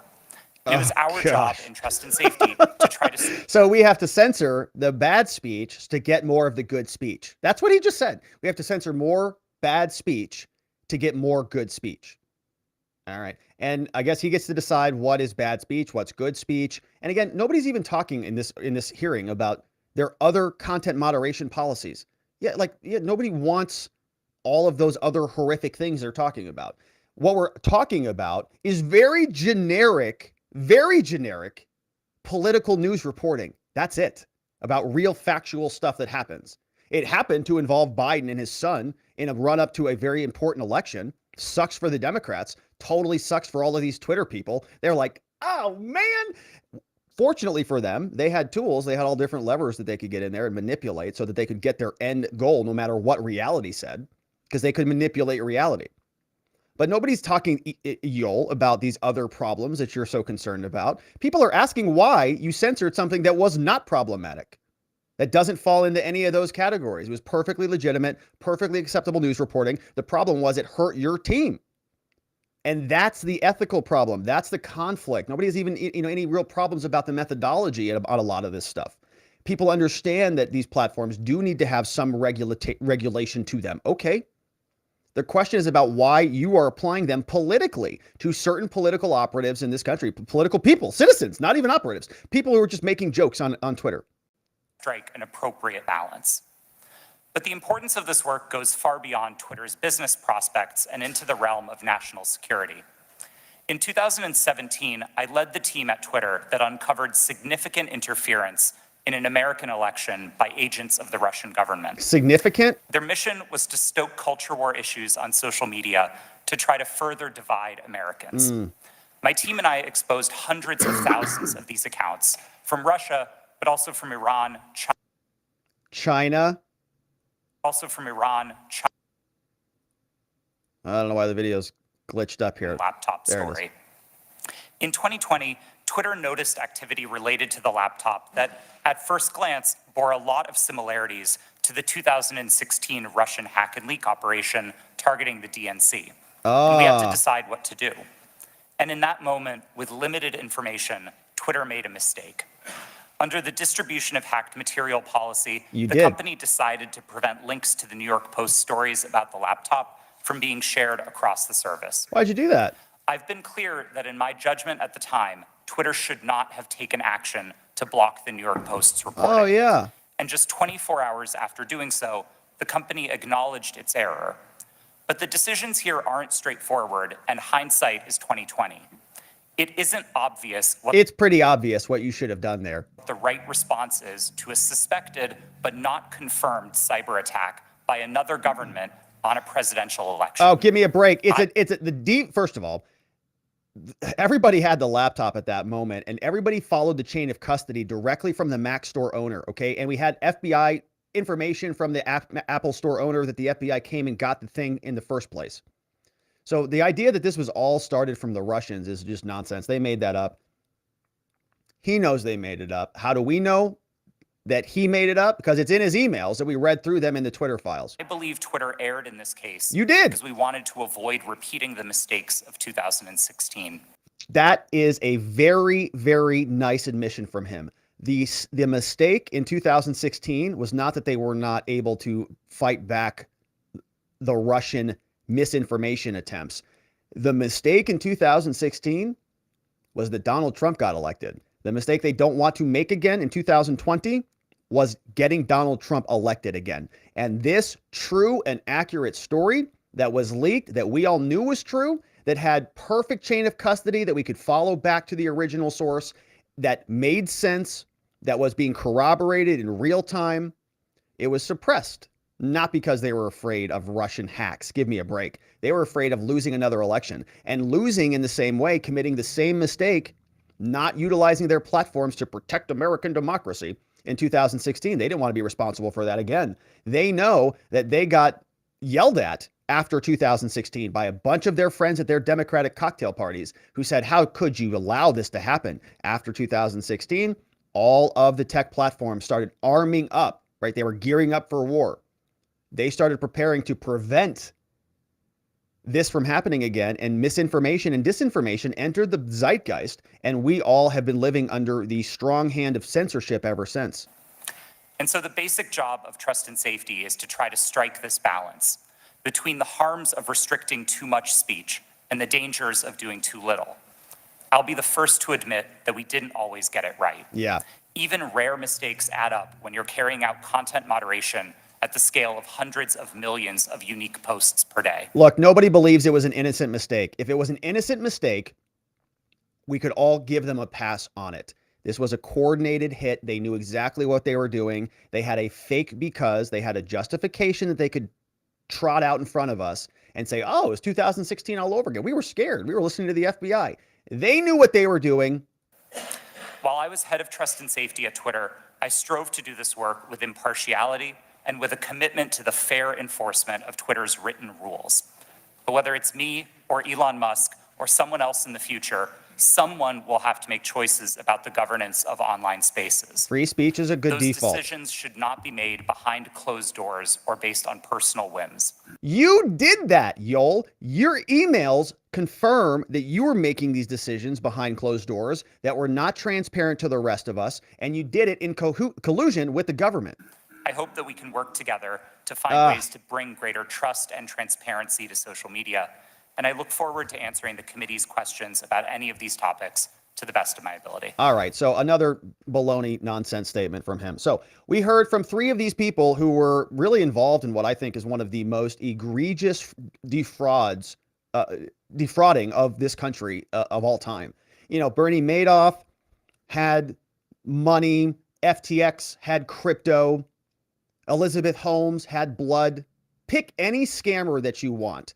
Twitter had free speech. They promised us an open, free, fair, politically neutral forum for us all to engage in. That was a lie. They told Congress that that was the reality. That was a lie. So they defrauded us. They know they defrauded us, and they went extra hardcore after 2016 because they know that they didn't want Trump to be elected again. And they had the full help, the assistance of the federal government at their sails. So now we get into the questions. Of course, we've got Comer, who asks some good questions. We've got AOC, who is blaming this all on a Republican political operation. We've got Jim Jordan coming up. He's got another set of good questions, basically saying you guys got played by the FBI. And we'll wrap it up with Boebert, who we saw was taking notes earlier. But of course, it's a good moment now before we get into Comer to make sure that we're feeling healthy and energized, because we've got some questions to dig into. And one way to stay healthy and energized is by eating your greens from our friends at fieldofgreens.com. And we know, you'd like to lose a couple of those extra leftover pandemic holiday pounds, and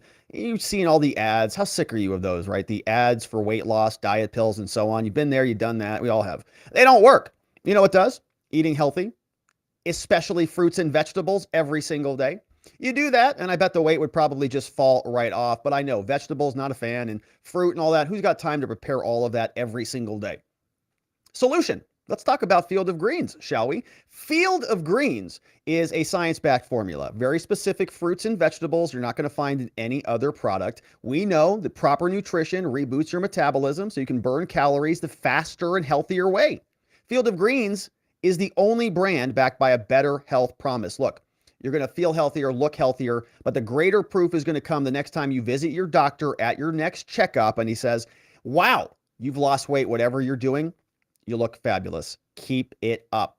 It's going to feel amazing. Let's get you started. Go over to fieldofgreens.com and use promo code Robert. When you go there and use code Robert, you're going to save 15% off your first order. It's real organic superfood from our friends at fieldofgreens.com. You're going to feel vibrant, energized. You're going to be bursting with green energy all over the place, and it's just going to be one of the best decisions you ever do. So check out fieldofgreens.com. Save 15% with code Robert. All right, so back over to Comer. Now, Comer is the chairman of the Oversight Committee. Comer starts off some questions to Vijaya, Baker, and Roth. And here's what he says. I'll recognize myself now for questioning. The Biden family investigation begins with the story of how big tech, the media, former intelligence agents, and the Bidens themselves suppressed the story of Hunter Biden's laptop weeks before the 2020 election. Today, we're hearing from Twitter executives who buried the New York Post laptop story, claiming it violated the platform's hacked materials policy. In reality, the Twitter executives were hostile towards conservatives and biased towards anyone who opposed their points of view. For example, Mr. Roth, did you write this tweet?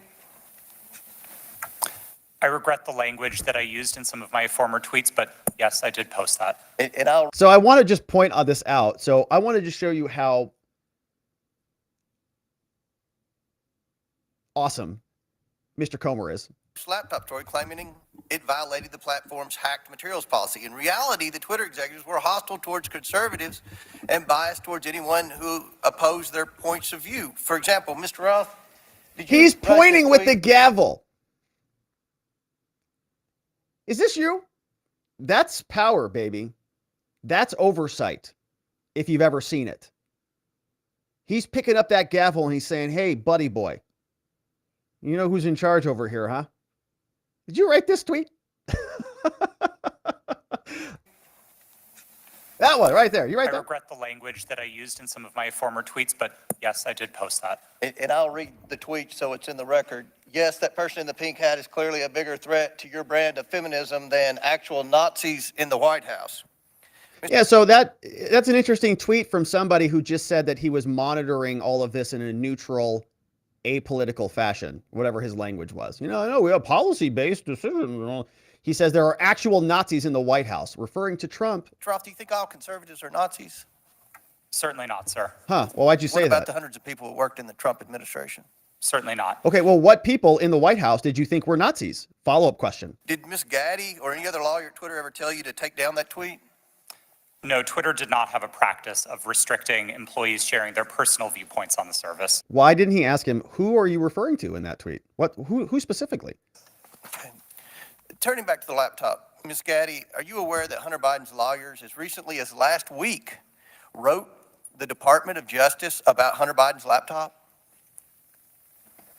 I've seen some articles about that. Yes, they did. And it appears that Hunter Biden's attorney is admitting that the laptop and emails on it are authentic. Gadde, on October 14, 2020, did Hunter Biden report to Twitter that he was the victim of a hack? No, I don't believe he did. So Hunter didn't report it, so he's not the victim, right? A victim of a crime would report the crime, and then you would say, oh, wow, okay, well, he's reporting this, I got hacked, and so maybe it was actually hacked materials. But he didn't report anything? Ms. Gadde, when the New York Post initially broke the story about the laptop, did you call Hunter Biden's lawyer to ask if it was authentic? No, I did not. Isn't it correct that the Biden campaign had contact with Twitter in the run-up to the 2020 election? Not to my knowledge. And you're telling this committee that you didn't ask any Biden representative if the laptop was real or for Hunter Biden's attorney's phone number to confirm its authenticity?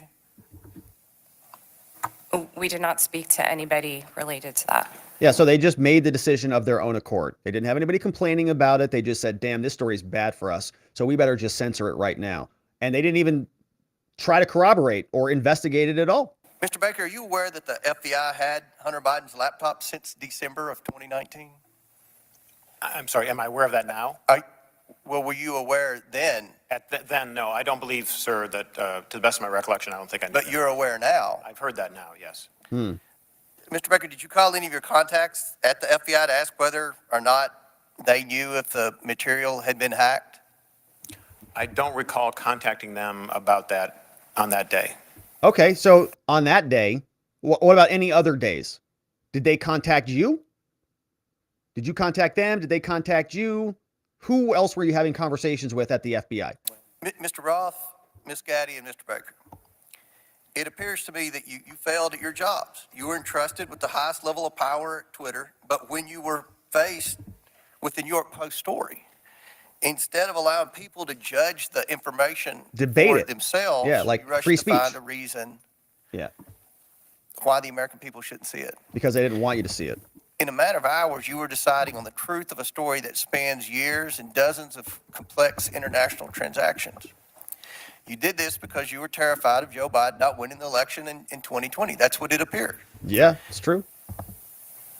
I can assure you this committee will succeed in holding the Bidens accountable. So much of I hope so. evidence of wrongdoing from this family is located in that hard drive that you all Buried. led the American people Censored. to believe was Russian disinformation, when in fact it was not.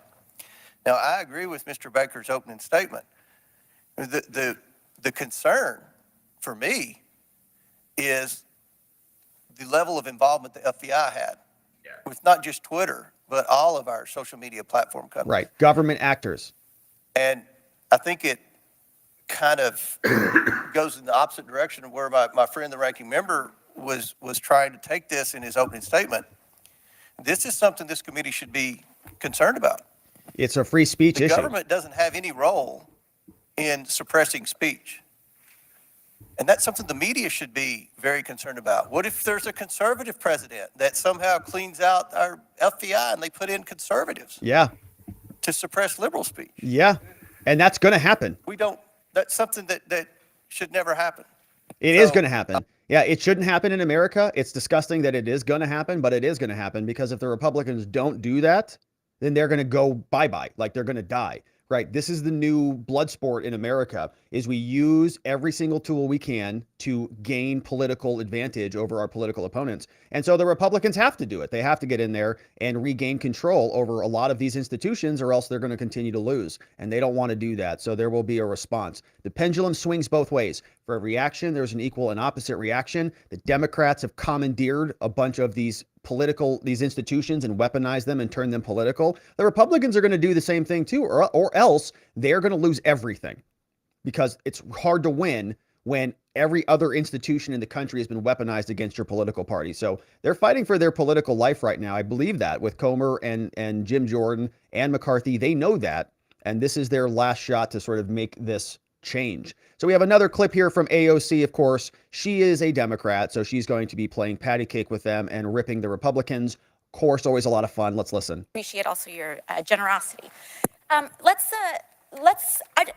just want to start off right here at the top here. All right, this isn't even my line of questioning, but I'd like to submit to the record a Washington Post article now warning about Hunter Biden laptop disinformation. The guy. Okay, now warning about Hunter, the guy who leaked it. All right, so we don't know when that article is from. Who leaked it.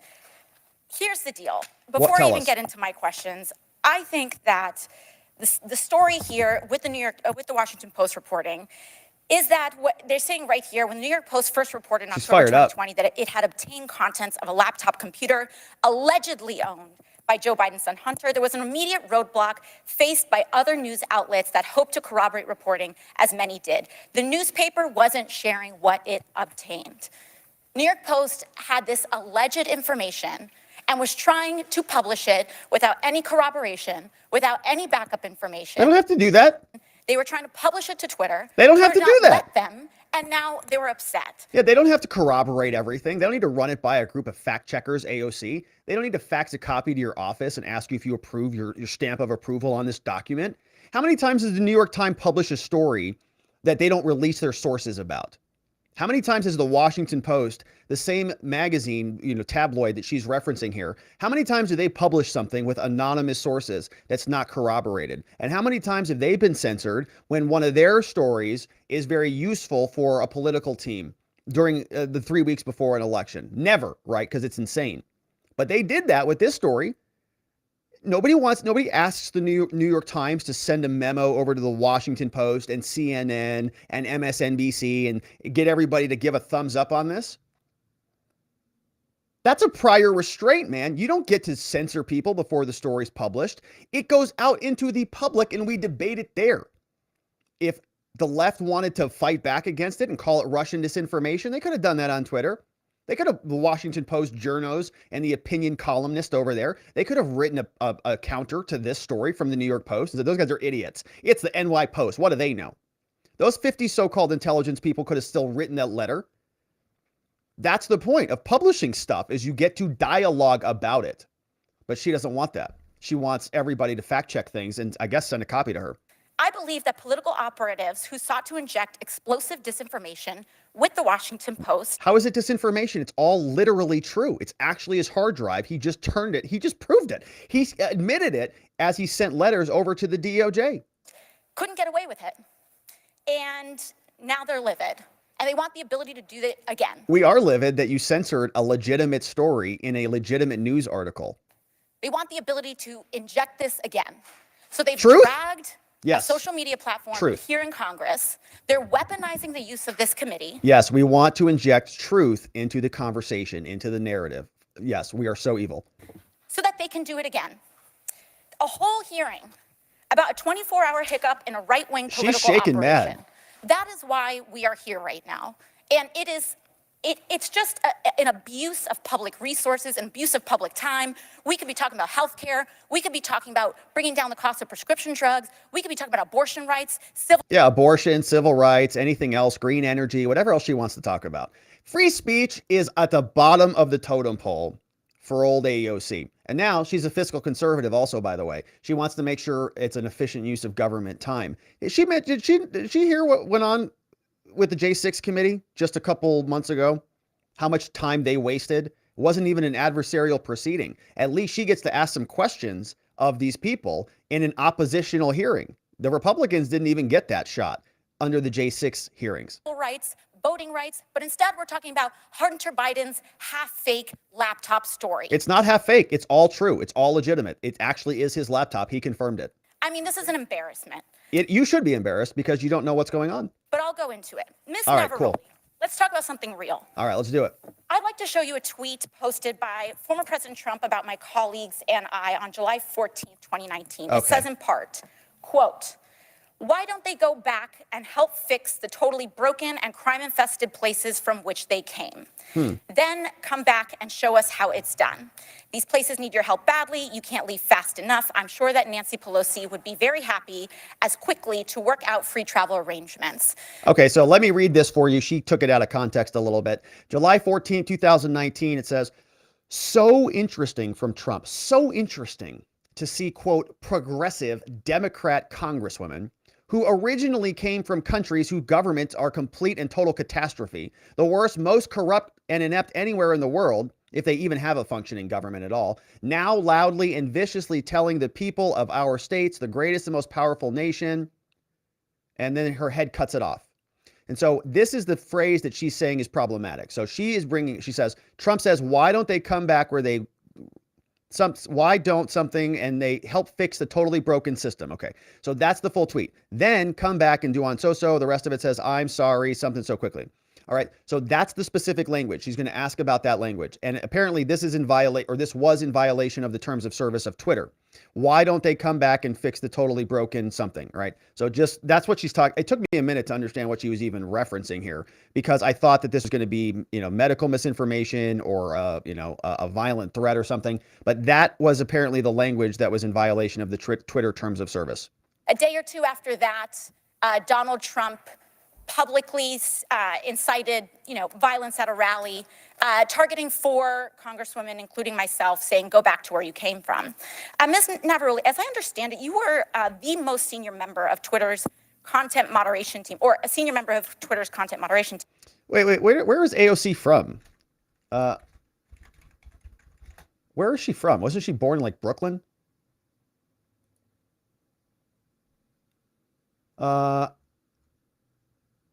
Yeah, she was born in the Bronx. What the hell is she talking about? She was born in the Bronx in 1989. Ocasio-Cortez was born in New York City borough of the Bronx on October 13th, 1989. She's the daughter of Ocasio-Roman and somebody else, younger brother. Her father was also born in the Bronx. Her mother was born in Puerto Rico. All right. So what is she talking about? Go back to the country where she came from? That's what Trump is referencing. Who originally came from countries whose governments are a complete and total catastrophe. She's from New York. So why does she think that this even involves her? Doesn't involve her at all. She's from New York, not from another foreign country.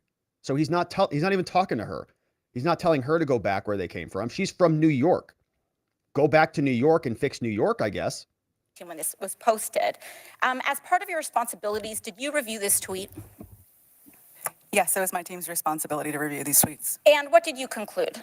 My team, Ray, made the recommendation that for the first time, we find Donald Trump in violation of Twitter's policies and use the public interest interstitial. For the first time? Yes.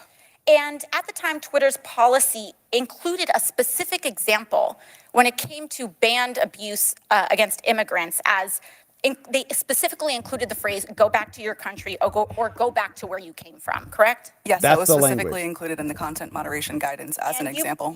Okay, so the guidance said you can't be, abusive to immigrants. One of the examples of something that was abusive to immigrants was go back where you came from. And apparently that was what Trump violated. So they added an interstitial. Okay, they added that little exclamation box, COVID warning or whatever. And then they changed the policy after the fact, and they removed that example because I guess that example can be used in a whole bunch of different contexts.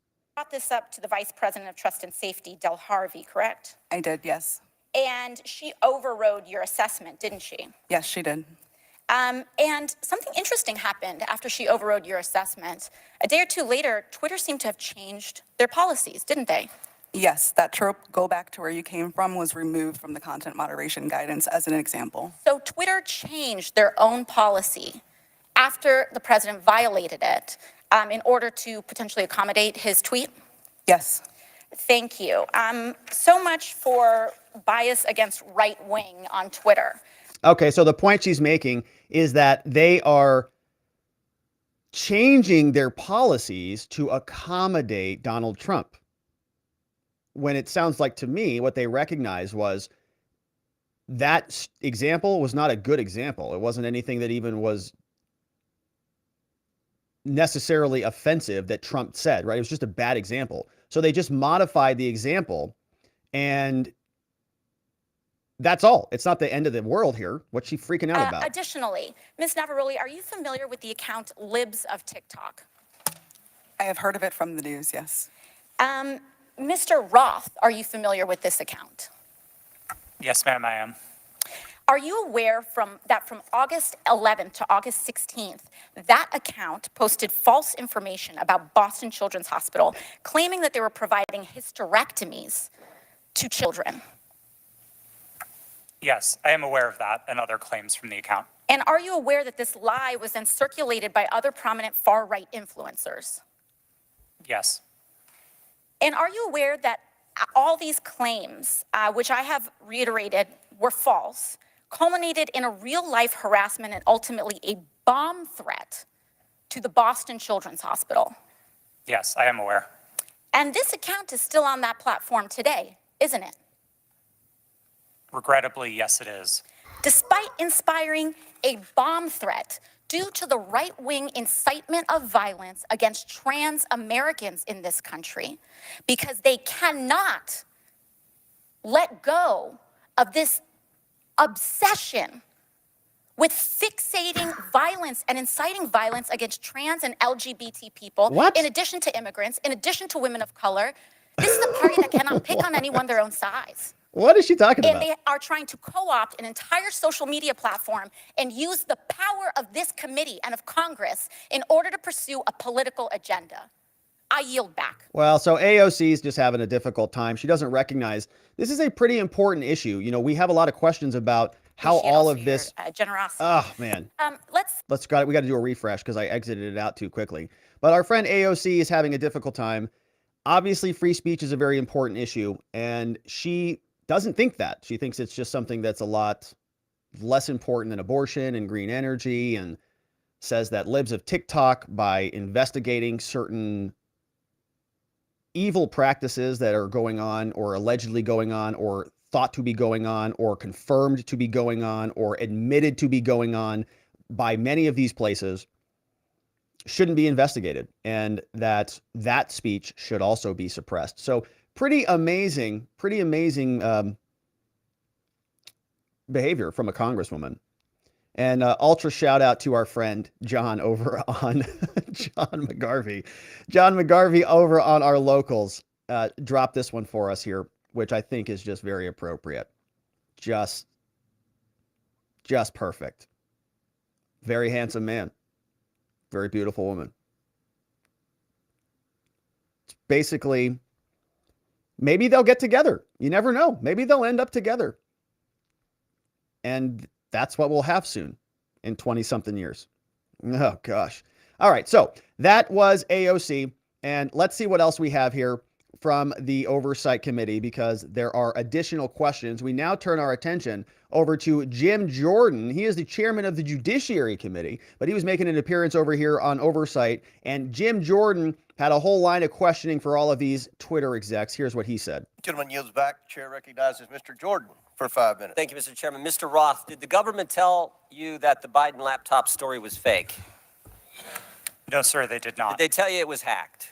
No, sir, they did not. On October 14, 2020, Twitter blocks the New York Post story on the Hunter Biden, the New York Post story on Hunter Biden, and suspends their account.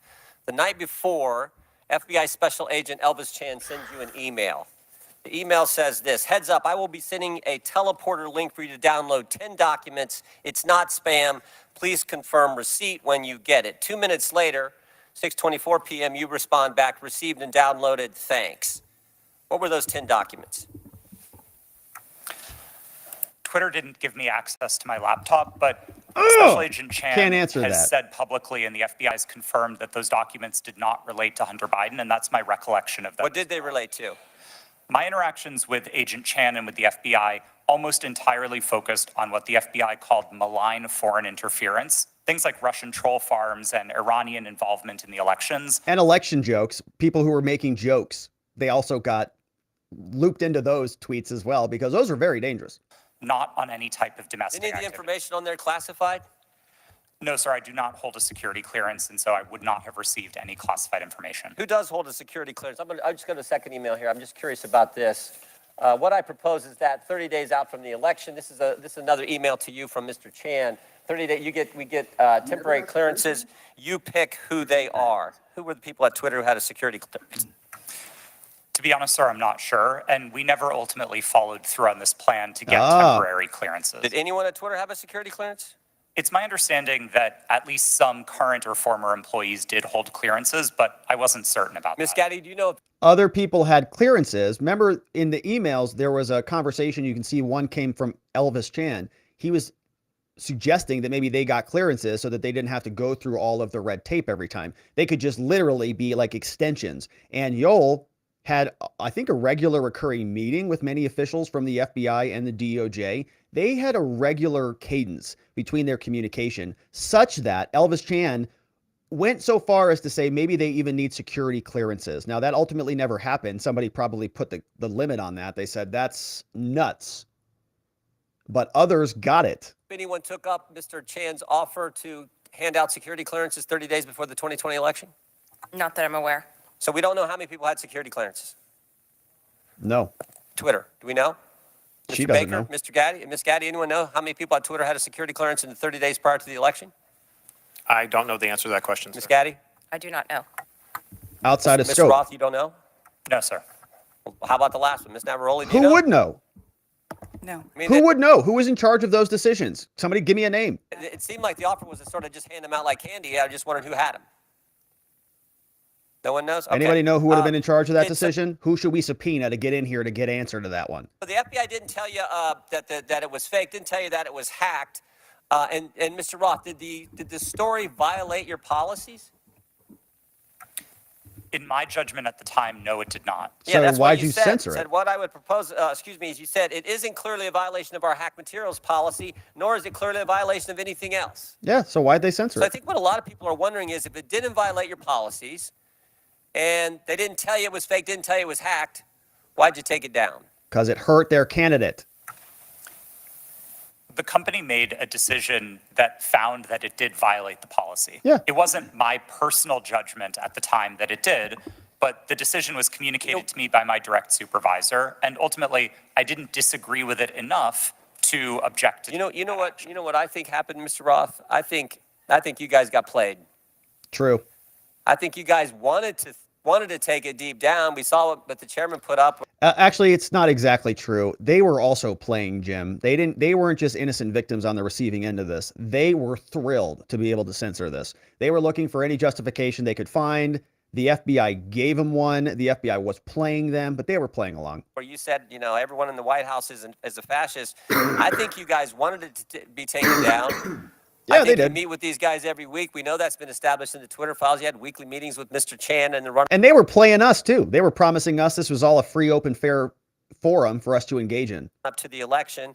They send you all kinds of emails. They send you documents on the super secret James Bond teleporter. You get information on that.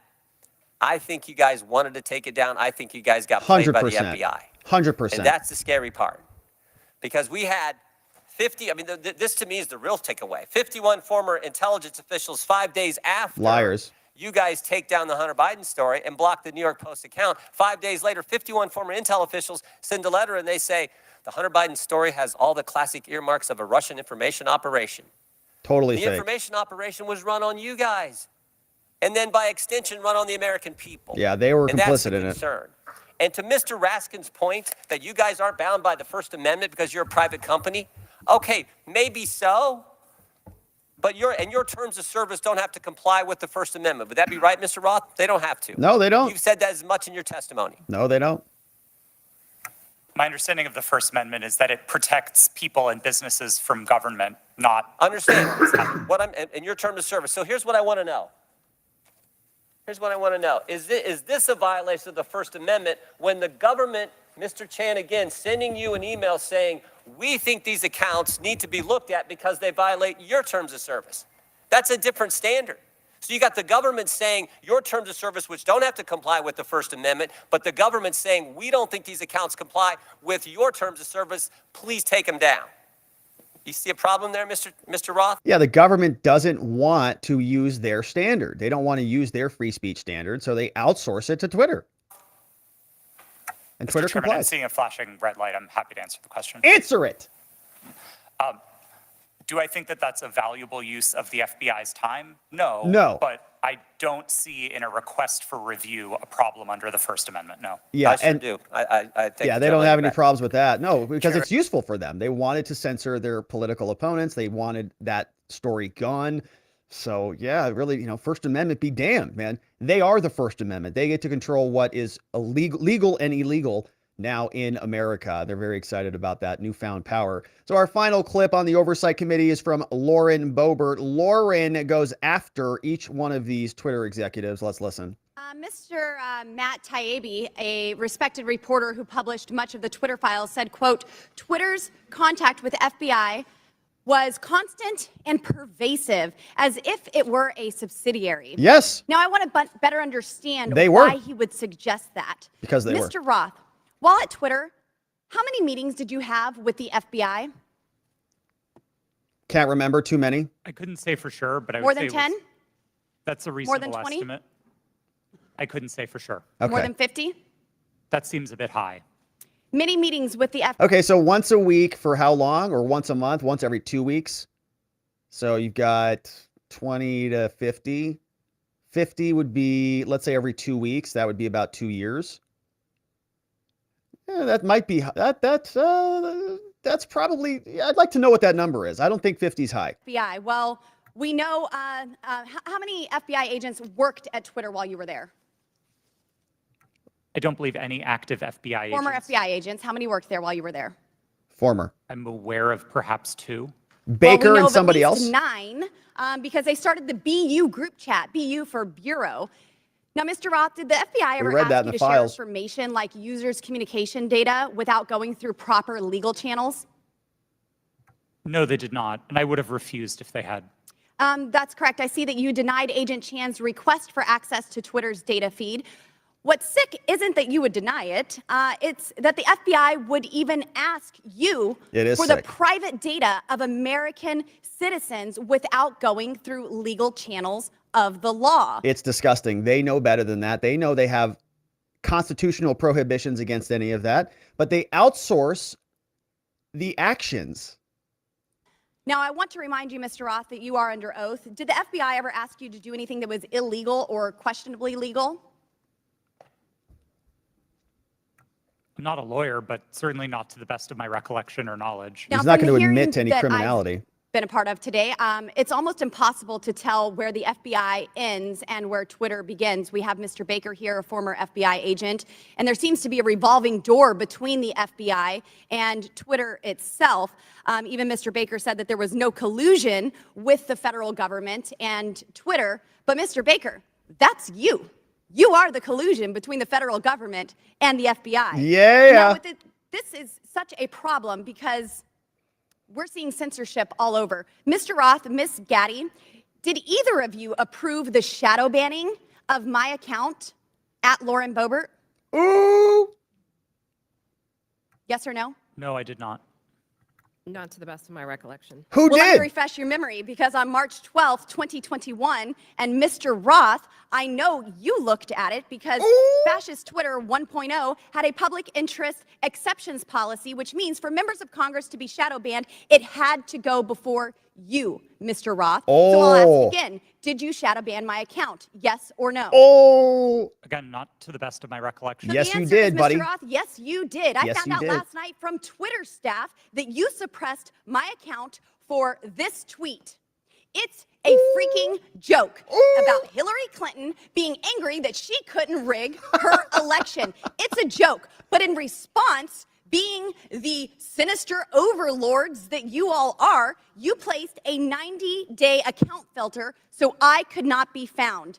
And now we see here that Twitter staff said the visibility filter on my account excluded me from top searches, prevented notifications for non-followers, and much more. This is considered an aggressive visibility filter. You silenced members of Congress from communicating with their constituents. You silenced me from communicating with the American people over a freaking joke. Now, who the hell do you think that you are?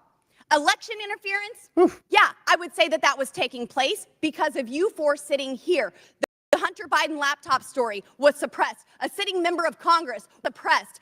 A sitting president was banned from Twitter. You know, I bet that Putin is sitting in the Kremlin wishing he had as much election interference as you four here today. We've heard about threats to democracy. Well, what about shutting down a duly elected member of Congress? This is fundamental to our nation's governance, and you all attacked that very foundation. 230 protections? Well, those are for publishers, not for editors. And it's clear you were not acting as publishers, you were acting as editors. And Mr. Chairman, I think it's far past time that we remove 230 protections for big tech platforms who are abusing this protection. And let me just say, I'm not angry for myself. I'm not angry because I was silenced. I can reach out to Elon and to his staff, and I can see what's happened. And I can sit here today and hold you all in account.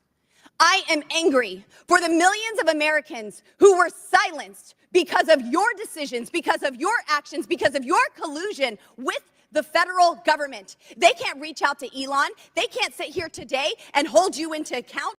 We don't know where the FBI ends and Twitter begins. But I do want to thank Mr. Elon Chairman, we're Musk over for 17 firing seconds now. you four and saving free speech and even Twitter. Mr. Chairman, I yield. Woo, woo, woo. My heart's all aflutter over here. My goodness. Wow. Lauren Boebert. My goodness. Very, very accurate. And I feel her anger. It was ridiculous what they did. And she dropped it right on Yoel Roth, says, you don't recall there, loser? Well, I do. I talked to everybody over at Twitter, and they gave me the goods, buddy. I've got receipts. I know that you censored a sitting congresswoman, and they did it because they hate Republicans. Everybody knows it. That's the Oversight Committee. James Comer, big gavel energy, pointing at Yoel Roth's own Twitter file. And we'll, of course, continue to cover the Oversight Committee and see what else they have in store for us. Thank you for subscribing wherever it is you're watching this video. Thank you for liking this video, and we'll look forward to seeing you on the next one, my friends.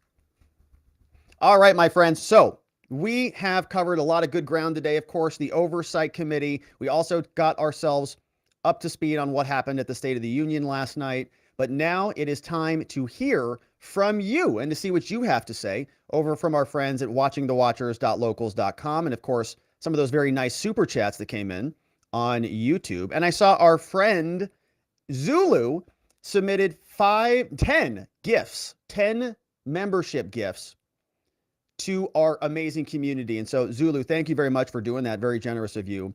We have 10 new members. We do member only morning streams, and that will all come out, of course, tomorrow morning when we do that. So thank you, Zulu, for bringing in new members. Curtis Bartle just dropped in a member for 7 months. Speaking of that. Yeah. So lots of appreciation here from our members. My goodness, 7 months. You've been here for a long time, Curtis. Thank you for being here. And also thanks to the mods. Thanks to the mods as well. All right. We had a couple super chats today. Robert Rogers is here, says, what mind map software do you use? I need that. LOL. So it's called MindMeister. It is, I have an affiliate link down. I think it's in the link tree in the software. Again, I probably should look this up, but I don't know if you get anything if you use the affiliate link or not. Like sometimes you get, $20 off or something like that. I don't know if you do or not, but it's called MindMeister. It's great software. I think it's a European company. I love it. So yeah, I use it for my notes. I use it for thinking and all sorts of, obviously, the show. So check it out. Also, we have Andy P in the house. And I believe that's the same Andy P, who's a very good follow on Twitter. says, have $5 for great and informative stream, Rob. Well, thank you, Andy. Says, it'll get you like half a napkin at the Phoenician. You Scottsdale folks are a different breed. Yeah, even the napkins at the Phoenician aren't free. So you order like a $95 drink and they're like, do you want a napkin? You're like, sure, I'll have a napkin. They're like, that'll be $15. Holy crap, $105 drink. Well, thanks, Andy P. I appreciate that. And Andy's down in just north of Tucson, I believe. So nearby in Arizona. We got Fred Pedamonte and his wild rascally dog out there. He says, Rob, Johnny just jumped on the bed and dropped a hard drive on my lap. Uh-oh, this could be trouble.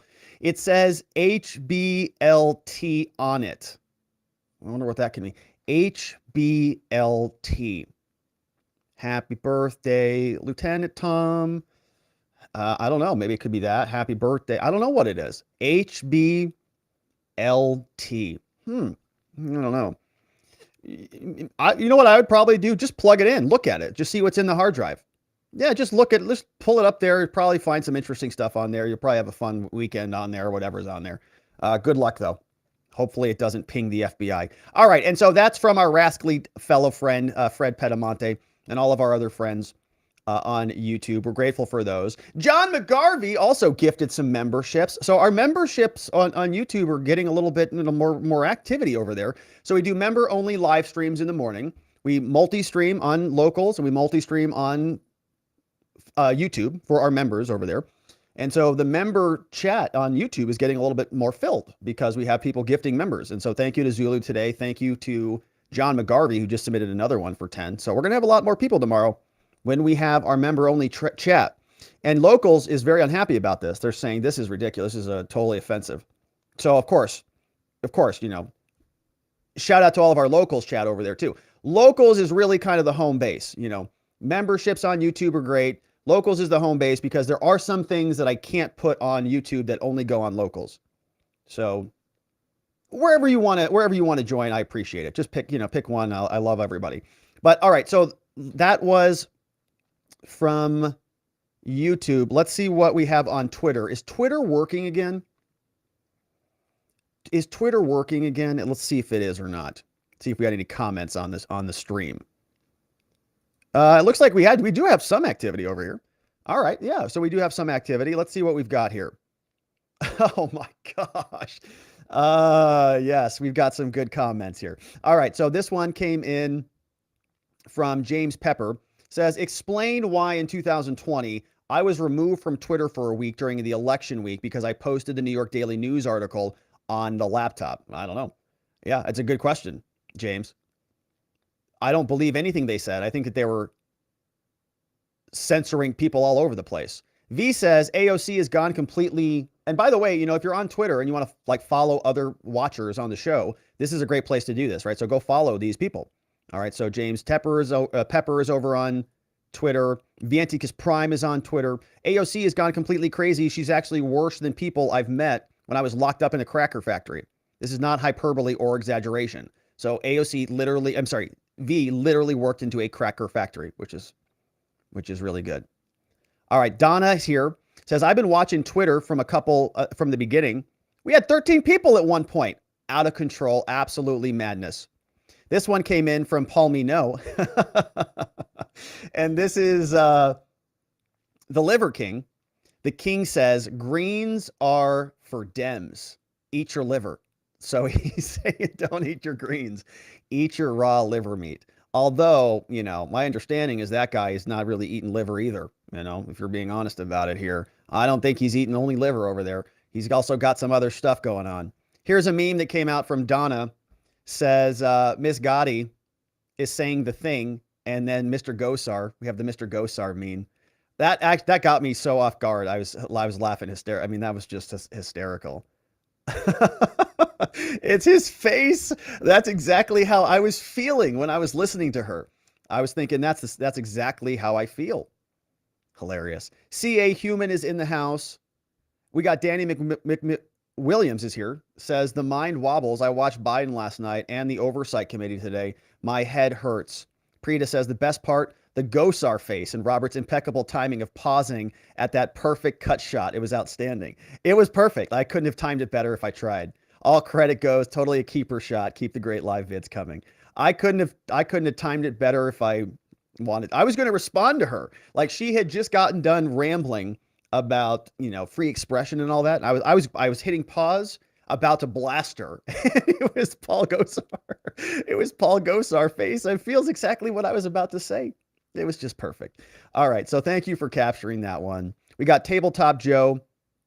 Says, hey, hopefully Twitter's back up in the morning so I can watch it at work. Thanks for everything you do. Thank you for being here, Tabletop. At Joe Tabletop. Appreciate that one.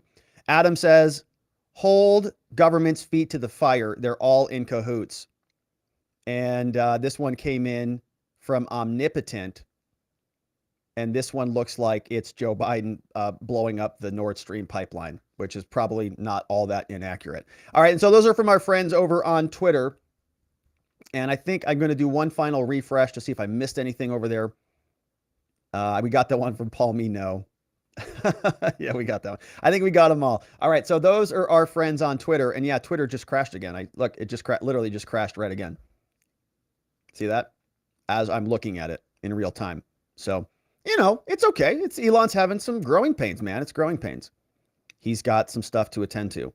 All right, and of course, we are now going over to watchingthewatchers.locals.com for our after party, but we had some very generous tips come out over there as well. Patricia on Locals said the following, says, Rob, your sober, insightful, and lighthearted commentaries does much to make the shenanigans of these politicians, pundits, and elitists bearable. Thank you. Hard to witness all of it, but essential to know. God bless America. I agree with you on that one, Patricia. Thank you. And honestly, thank you for being here with us while we go through it. If we didn't have the opportunity to do this together, then I would just be sitting here watching it myself, fuming, and it would be a lot less enjoyable. So I'm grateful that we get to share it together because we know it is a wild scene out there. There's going to be a lot more to come. We're going to continue to cover it. We're going to have some fun doing it. We're going to learn a lot. We're going to rebuild the informational supply chains. I think that all this is very useful for the future of our country, and I'm grateful that you're a part of it. We had another one from Sadak. He says, good to see you, Sadak. Is this a new, I think this is a new one. Welcome to the community, Sadak, or Sadaka. You're going to have to explain to me how to pronounce that appropriately. I try to pronounce things appropriately, and I apologize on this. One thing people keep ignoring is that Trump was impeached for investigating exactly what is confirmed by the laptop. Yes. Trump was impeached, for the first impeachment was about the collusion with the Russians, right? Saying that Vislyak was communicating with that Russian ambassador, and that prompted the whole Russian collusion hoax. And on Hunter's laptop, there's evidence that he was literally engaging with the Russians. And we also have that FBI agent McGonigal. We've got Hunter's Ukraine affairs, Hunter's Chinese affairs, foreign interference, all that stuff. Direct evidence that Hunter did that. Another one from John Allen. John Allen says, Rob, how do you do this without punching a new computer monitor every day? I'm just asking for a friend. By the way, anyone selling several monitors for good prices? John doesn't need one, but his friend might. Those are from our friends over on Locals.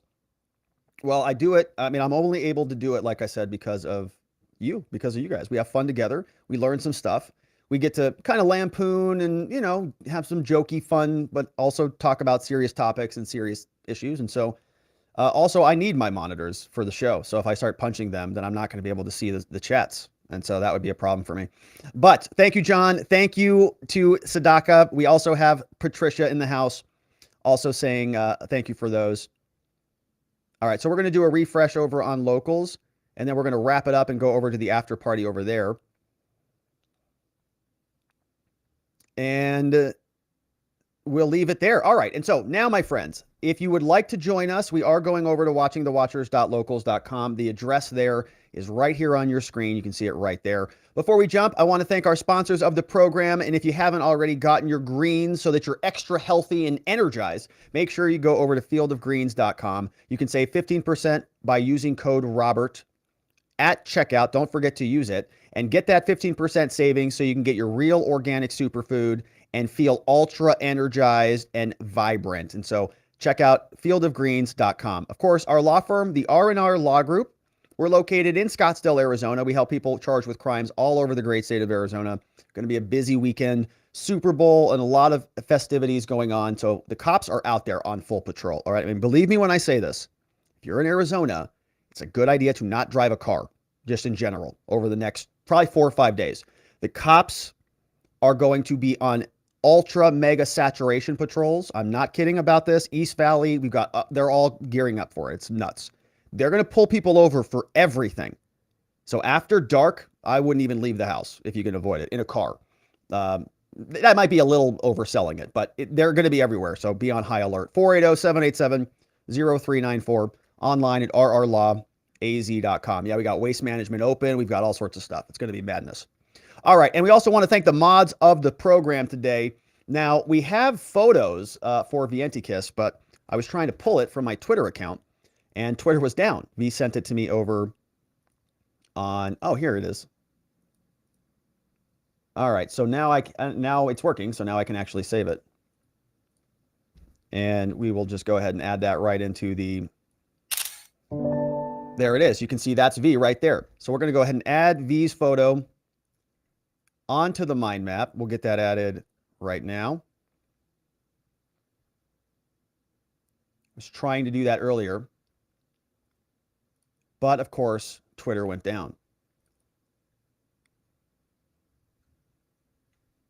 And now it's proven to be difficult to find the photo that I just took a screenshot of for some reason. But there it is.